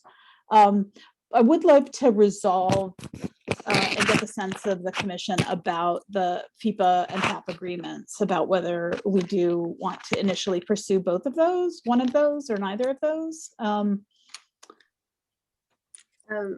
I ask just a question to Todd? Like, is it feasibly possible to pursue both of them at the same time? I mean, you've kind of been nurturing both of them at the same time, right? Like, I feel like we've never stopped.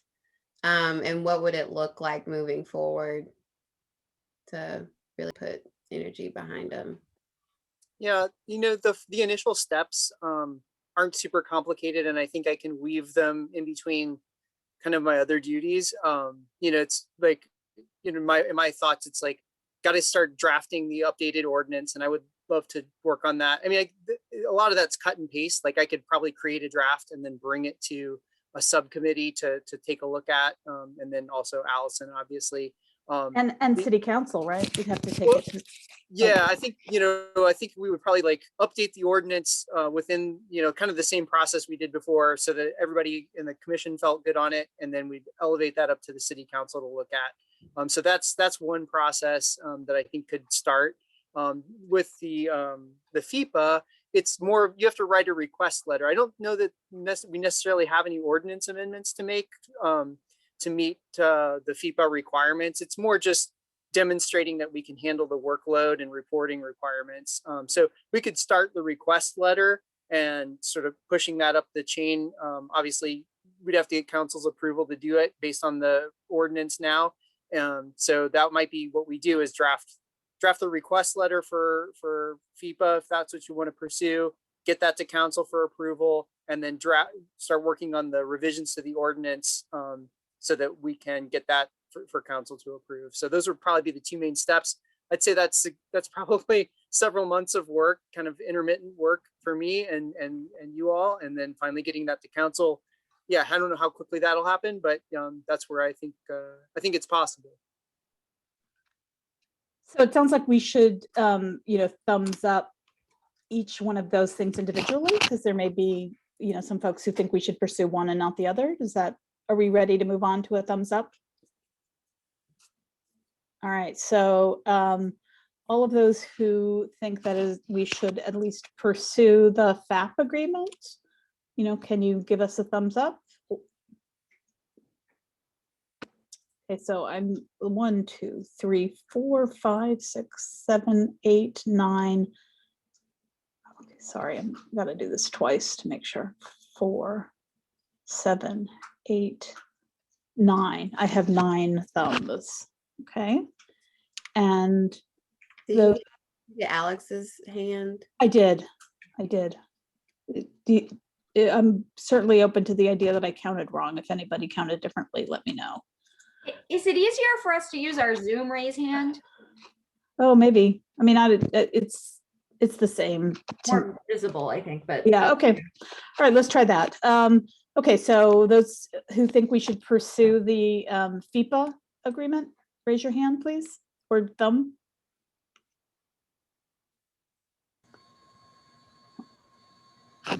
I don't think we have it available on this platform. I'm missing my I'm not raised seeing hand. a thumb. All right, so At the bottom We of don't my have the traditional raise hand. We Or- have the low, I mean, we don't have that. or use a thumb. Thumb, we can count a thumb just as well. Either one is fine. Okay.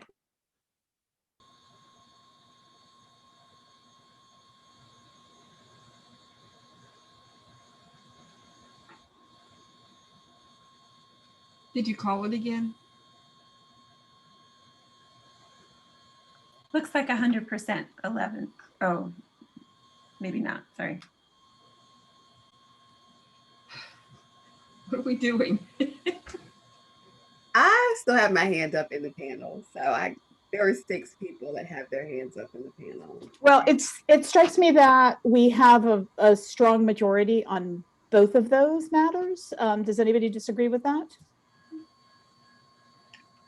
And that we should ask Todd to, take his leadership role in pushing that along, and we will do the work that the commission needs to do to support that. What our last thumbs up was about. I thought it was the iteration of the first thumbs up. No, it was the FIPA agreement. The first one was the FAP agreement, the HUD agreement with HUD, and the second was the EEOC agreement. I'm going to remove my thumb. Okay, from the FIPA? From the second one, Sue?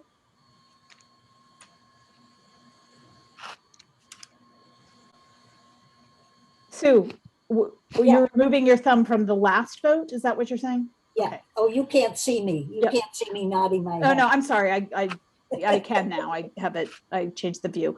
Well, even so, I think we have a strong. I think we have a strong majority with both of those. Do people agree? Such that we can kind of identify those two things as our goals and move on. All right. Yay. Okay, so we have a little more than 35 minutes left. So I am not sure exactly how we want to do this, but I think, going through our 3 non-PIPA FAP goals, which are, housing, accessibility, and strengthening the organization, the commission and the office, and identifying kind of the major strategies that we want to achieve, and also perhaps appointing volunteers who want to serve in a subcommittee to flesh that out a little bit. Makes sense to me.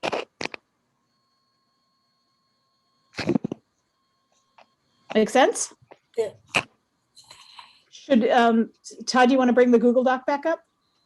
Oh, God. Yes, give me a second and I should be able to do that again. I got too many things open here. Where is it?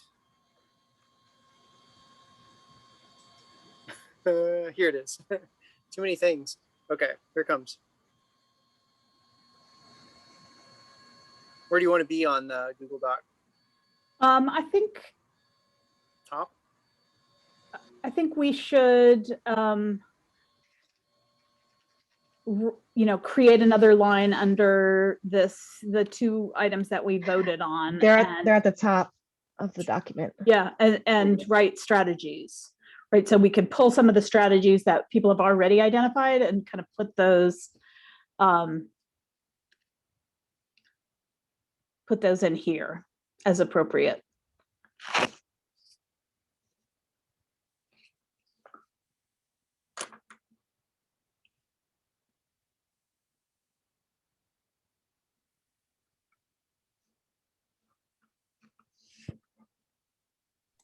Has the city hired an ADA coordinator now? Like, We just hired one. I found that out like 2 days ago. nice. So can you scroll down just a little bit? I thought Then that not? we had, yeah, I thought we had agreed to add in the language accessibility here. Is that wrong? I changed it to reduce barriers for residents to communicate with the city. because Ah, it's- okay. Yeah, but it's the multiple languages part is still preserved. Yeah, okay. I'm sorry. Good, great. Okay.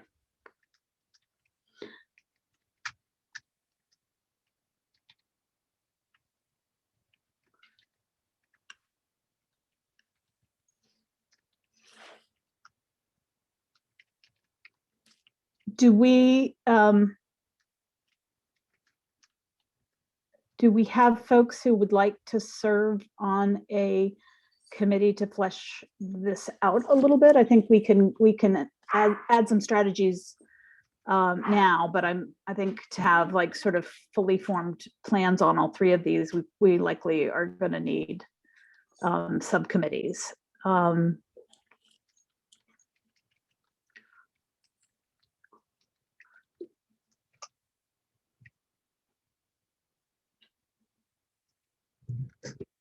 So asking for volunteers on this accessibility issue.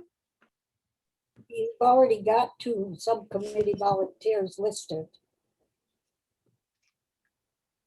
I'm sorry,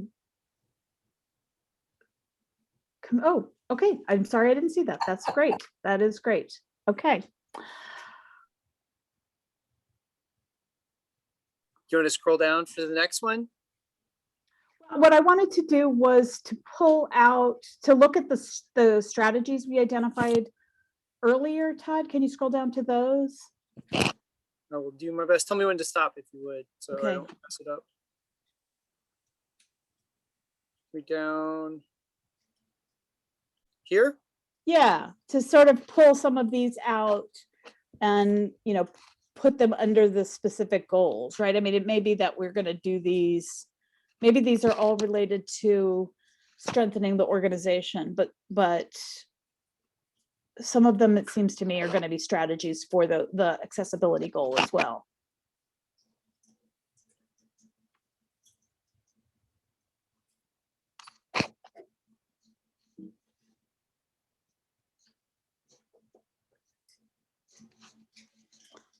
I mean, most of these I look at as really related to the kind of work of the commission and the office. And so maybe those are most appropriately under kind of our third goal. But are there any of these we want to pull out and also add to the accessibility strategies?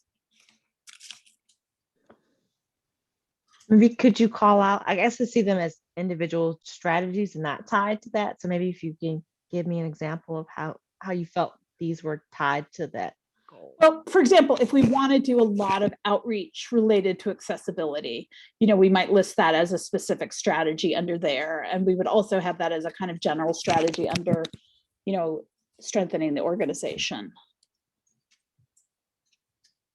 But I don't want to, like, you know, I don't want to sort of make force this if it doesn't make sense as a way to think about this. Yeah, for me, I think it's the way you presented it initially, was that there were things that were strategies and there were things that they were a goal.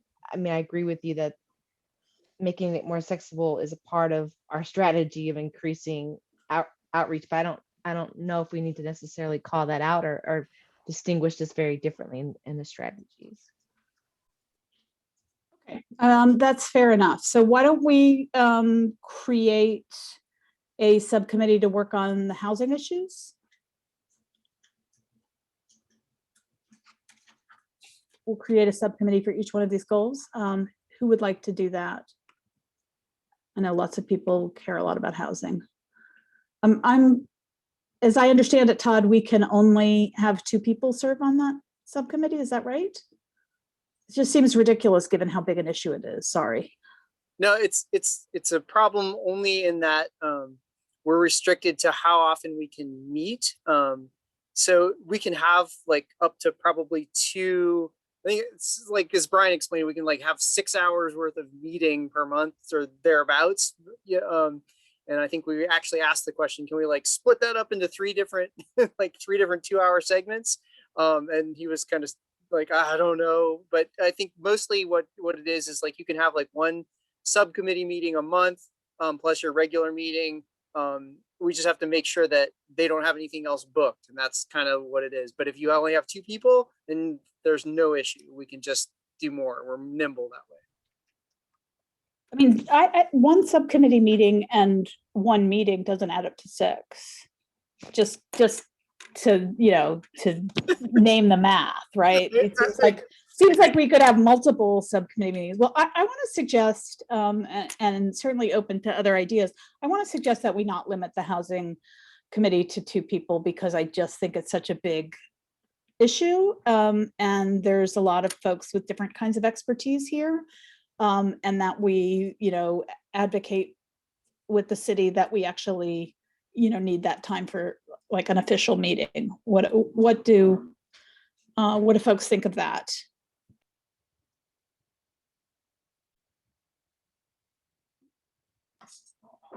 Yeah, I'd agree with that. I think there needs to be more than 2 people on it, for sure. I'm not sure if Todd or Sue or whoever, like if we do have an ad hoc committee that has 6 people and we have an official meeting once a month, but then within that meeting 2 people break off and say we're going to do this, and another 2 break off and say we're going to do this. We don't necessarily need to publicly talk about those 2 individual partner work convenings. I don't know if we even use them, say meetings again. We would use something else. That's where I was going, kind of, Chantelle, that last year we frequently had something on our agenda called work session, where we could in fact talk about a specific issue that we were working on. If there was a subcommittee attached to that, they would report, but it was then open more for just open discussion. So on this housing, since there's so much interest in it, you could just schedule a work session, and various people who've been looking into, you know, without benefit of having another person doing it with them, anybody could chime in with their input on where they are on progressing along whatever the goal is. But you could do it as a work session as part of the original regular meeting. So do folks want to volunteer to, you know, to serve on this subcommittee? I guess it's a committee, right? Not a subcommittee. All right. I gotta scroll down because can't see everybody at once now. Okay, I only see 1 volunteer. Is that wrong?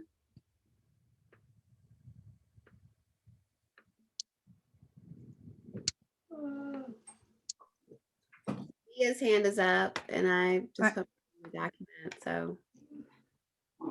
Oh, you taped it. Okay, sorry, I didn't see that. Okay. Where are we? Can you?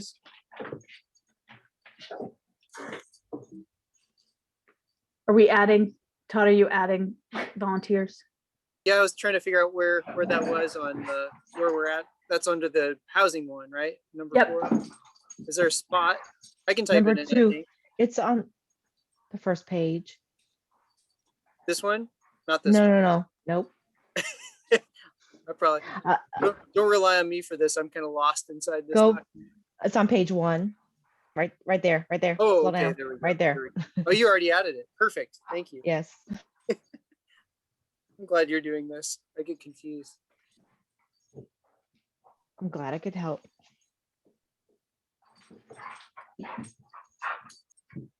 Well, anyone else want to work on housing? I'm glad to add myself to that.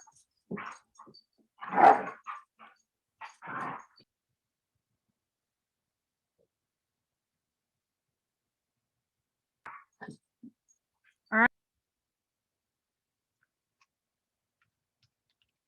sorry, shall we move down to the strategies related to, you know, strengthening, however we want to, whatever we want to call the goal, strengthening the Commission and Office of Human Rights?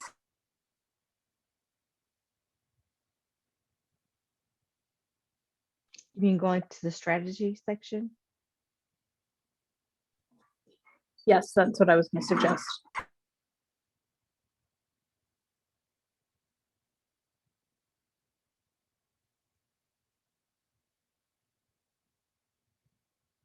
Right there, Todd.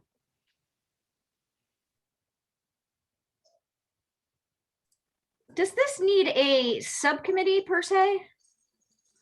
Well, Or I is don't, it that's just what we do in every meeting and every report, and we start showing up to city council and making public comment on our own as well? I don't know, what do folks think about that? I think it might be worth spending just a few minutes talking about our response to city council, because we may not want to wait till the end of March to think about that. But what do folks think? Is this a subcommittee issue or is this a full commission issue?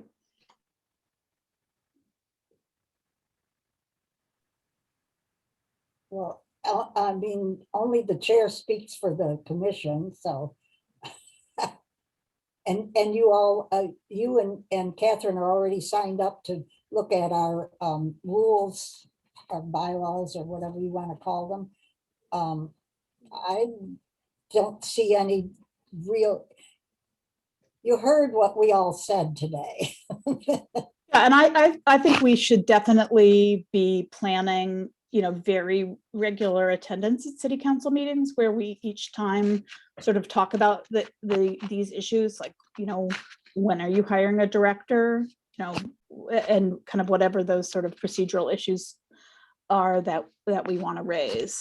Only the chair speaks for the commission. I'm not going to go to city council and stand up and say anything.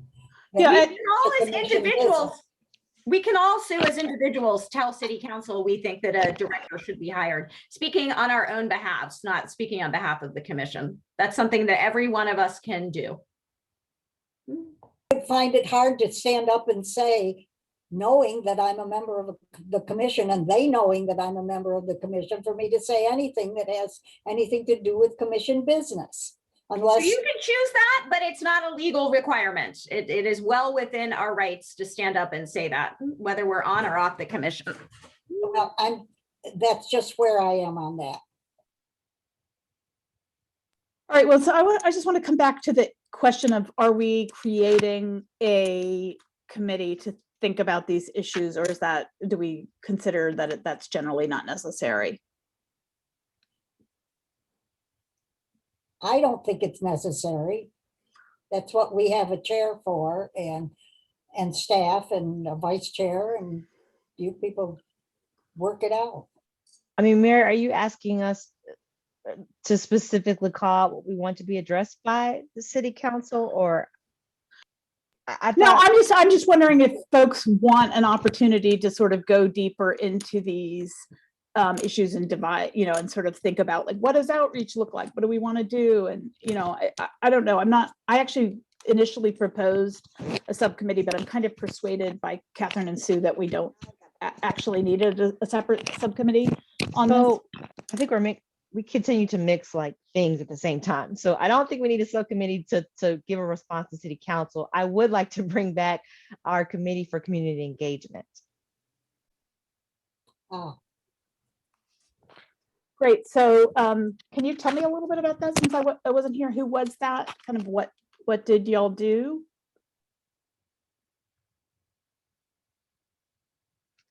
I like the idea a lot. I was on it back before I moved to North Carolina briefly. I showed up at events, I tabled things, I gave out flyers. I showed up to things, sometimes tabling, sometimes as a community member, just attending to tell people that we exist. And also to say that, like, we are listening at like different community events and things. So I mean, it seems like a fabulous idea to me to have such a committee that's going to kind of prioritize that. What do folks think? I think it's a great idea. I mean, didn't really have a committee on it before, but we always, when Charlene, like before COVID, we had a place in our agenda to go over like what events were going on that week or that month.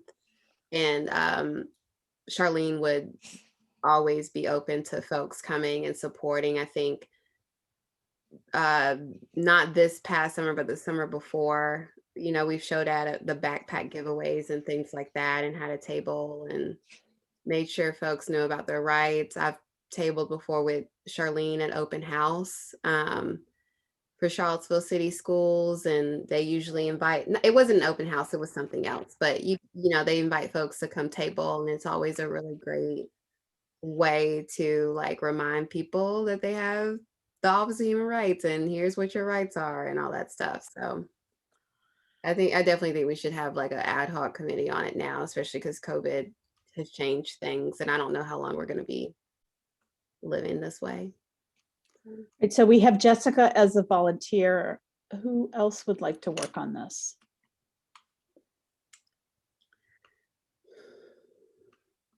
Okay, I'm sorry, I just scrolled through. Jeanette, did you just raise your hand? Or? Yes. Okay, great, awesome.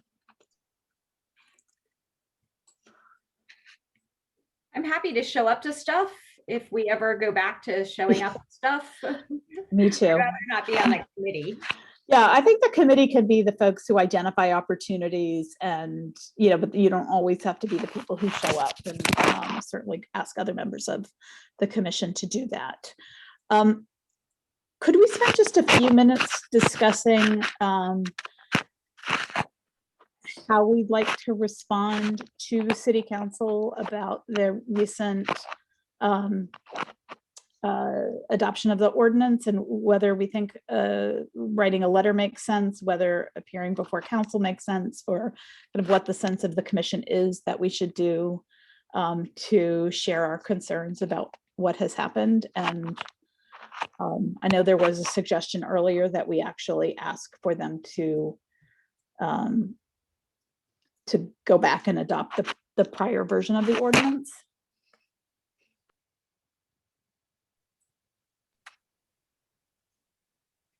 Mary, perhaps we could again request a meeting between the two bodies, the council and the commission, and then get it all out then.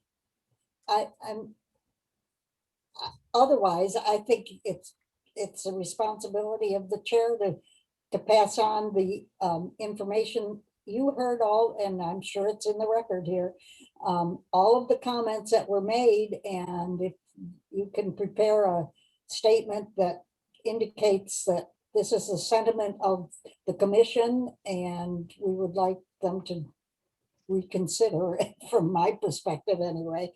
But I'm not going to, I don't think I need to spend a whole lot of time tonight worrying about what we're going to say to them. It should be up to you and Catherine as the spokespersons. Yeah, I guess I was not persuaded that we should go and ask them to actually immediately revise the ordinance, because it seemed to me unlikely that they would take it up again immediately. But I'm happy to hear other views. I mean, my thought was that we should share our concern about the amendments and the process to make it clear that that this shouldn't happen again. But if folks disagree with that approach, I'm glad to hear that. I'm happy to go along with that. I think we're going to have an election in November.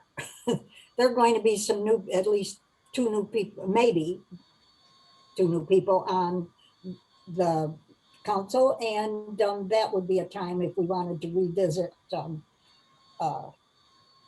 getting rid of the corrections and bringing back what we thought we should have. We also will need to make significant changes in order proceed with the FAP agreement.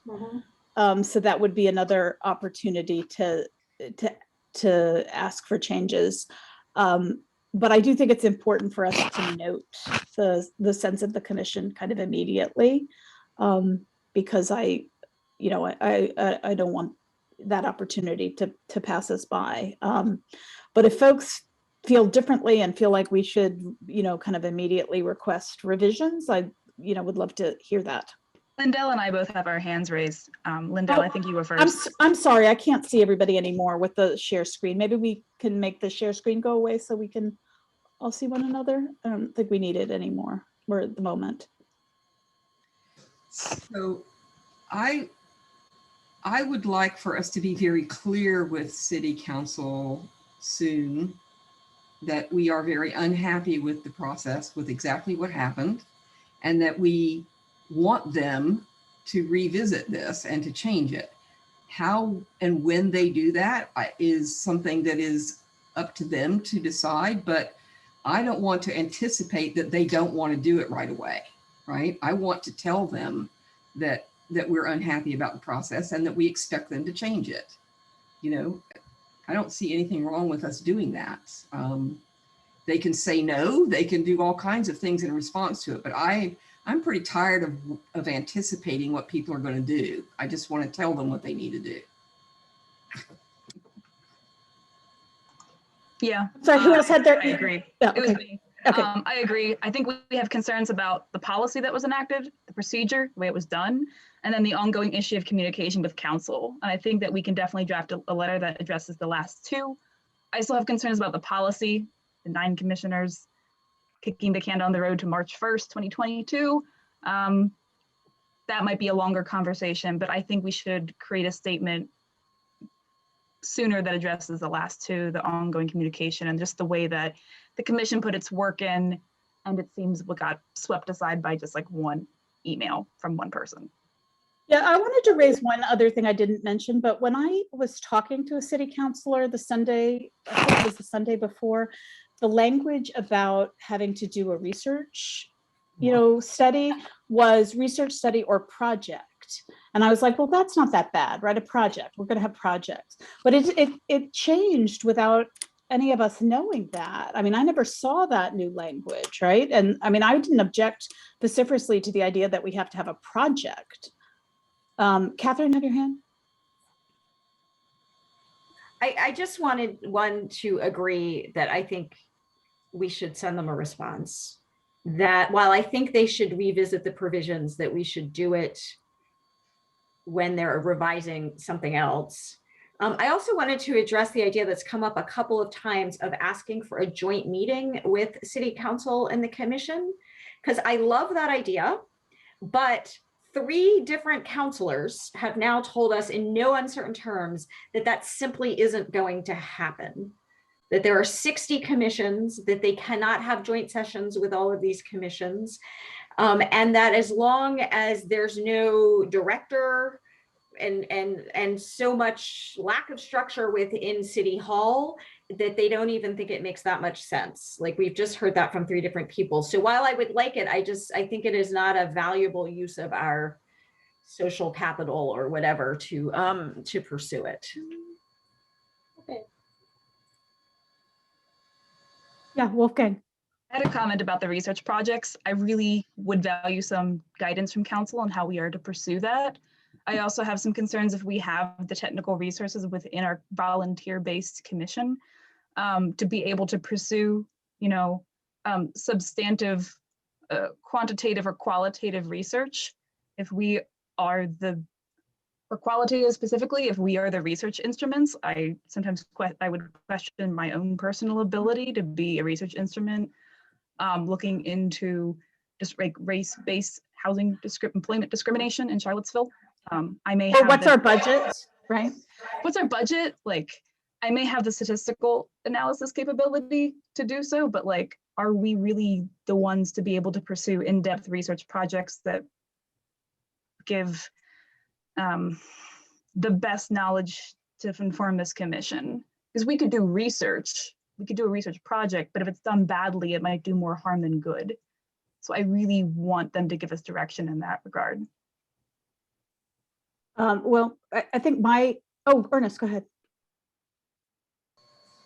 So I'm gonna go back to Catherine. You're correct about the commissioners. I mean the council persons stating about them meeting us as a full council, and I was one that brought that up, and I do remember them stating that. So thank you for bringing that back up. And going back to, doesn't some of the language or things they brought up hinder us from doing some of the things we need to do? Like they want us to be a part of FAP, but we can't, there's some things, but some of the language they brought up hinders that. Is that not correct, Todd?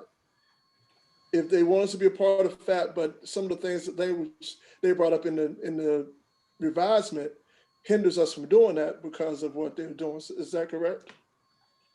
Well, that's a great question. Do you recall what thing was in there specifically that sounded like a hindrance? I don't think there's anything that says that we can't pursue it. It does require them to approve it and then decide whether it's in the best interest of the city to enter into the agreement. But I didn't feel like that was necessarily a barrier to entry. I think, who knows how that will be applied, but I think that it shouldn't stop us from being able to pursue it. But is that what you mean, where it said it needs to be deemed in the best interest of the city? Yeah, that's what it says. Okay, this is what I wanted to know. Sue? Yeah, and the fact that I'm unstable. The fact that that new section G, council shall establish policies and procedures for the performance by the commission of its roles, duties, and responsibilities. Okay, are they going to tell us exactly how we are to go about doing any of these research projects or whatever? I mean, I violently object to that particular piece of the thing, but they're going to establish policies and procedures for the performance of what we do. Are they going to lay out how we go about looking at our new housing goal? This is ambiguous at best, and I need clarification on what they mean by that. Yeah, I mean, I heard what Lloyd said, but Lloyd is one counselor and his interpretation may not be the view of the entire council. My suggestion would be that I draft a written response and also plan to attend the next city council meeting and speak during their public comment period. Is that this Monday or the following Monday? I think is it this Monday? Well, whenever it is, that would be my proposal. Yes, she said it. Councilor Miguel said yes. Okay. Thank you, Sina.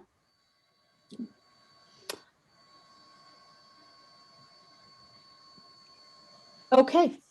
Well, we're 5 minutes from 5 o'clock, and so Jeanette.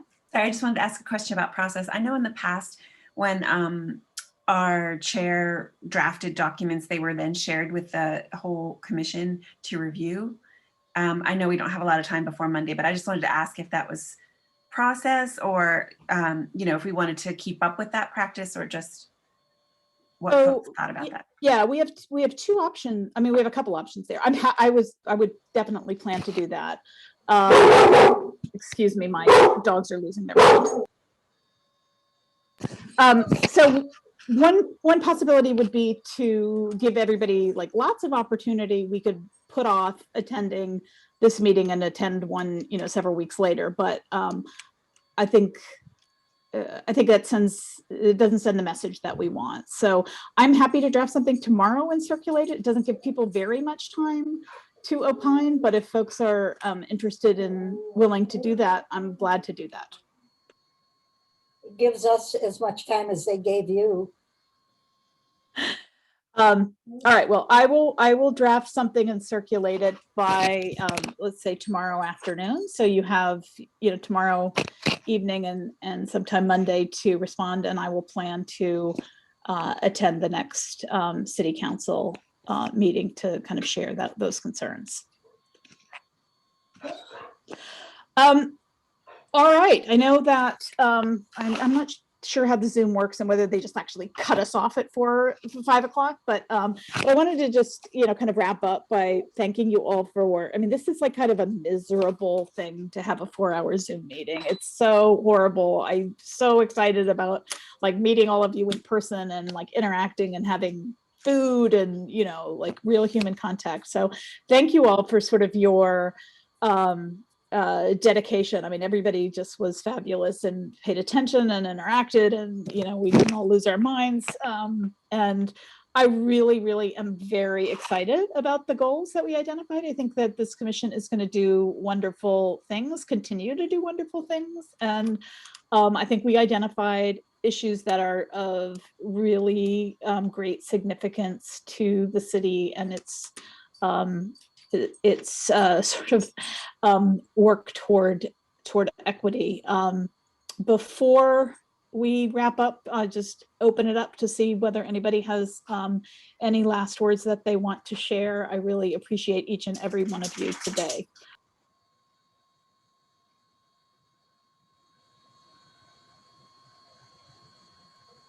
All right, well, I think Martha does not require that we vote on adjourning, right? We can just, agree that we are adjourning. Thanks to all of you. I'm going to be in touch with the committee folks just about kind of pushing people to set up times to meet. And yes, and thanks to Councilor McGill for sticking with us. Probably even more miserable if you're watching all of this. So thank you all, and we'll move forward.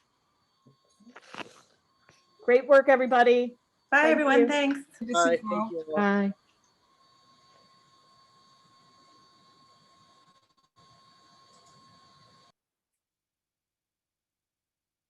Joe, I don't know if you're there, but we're done.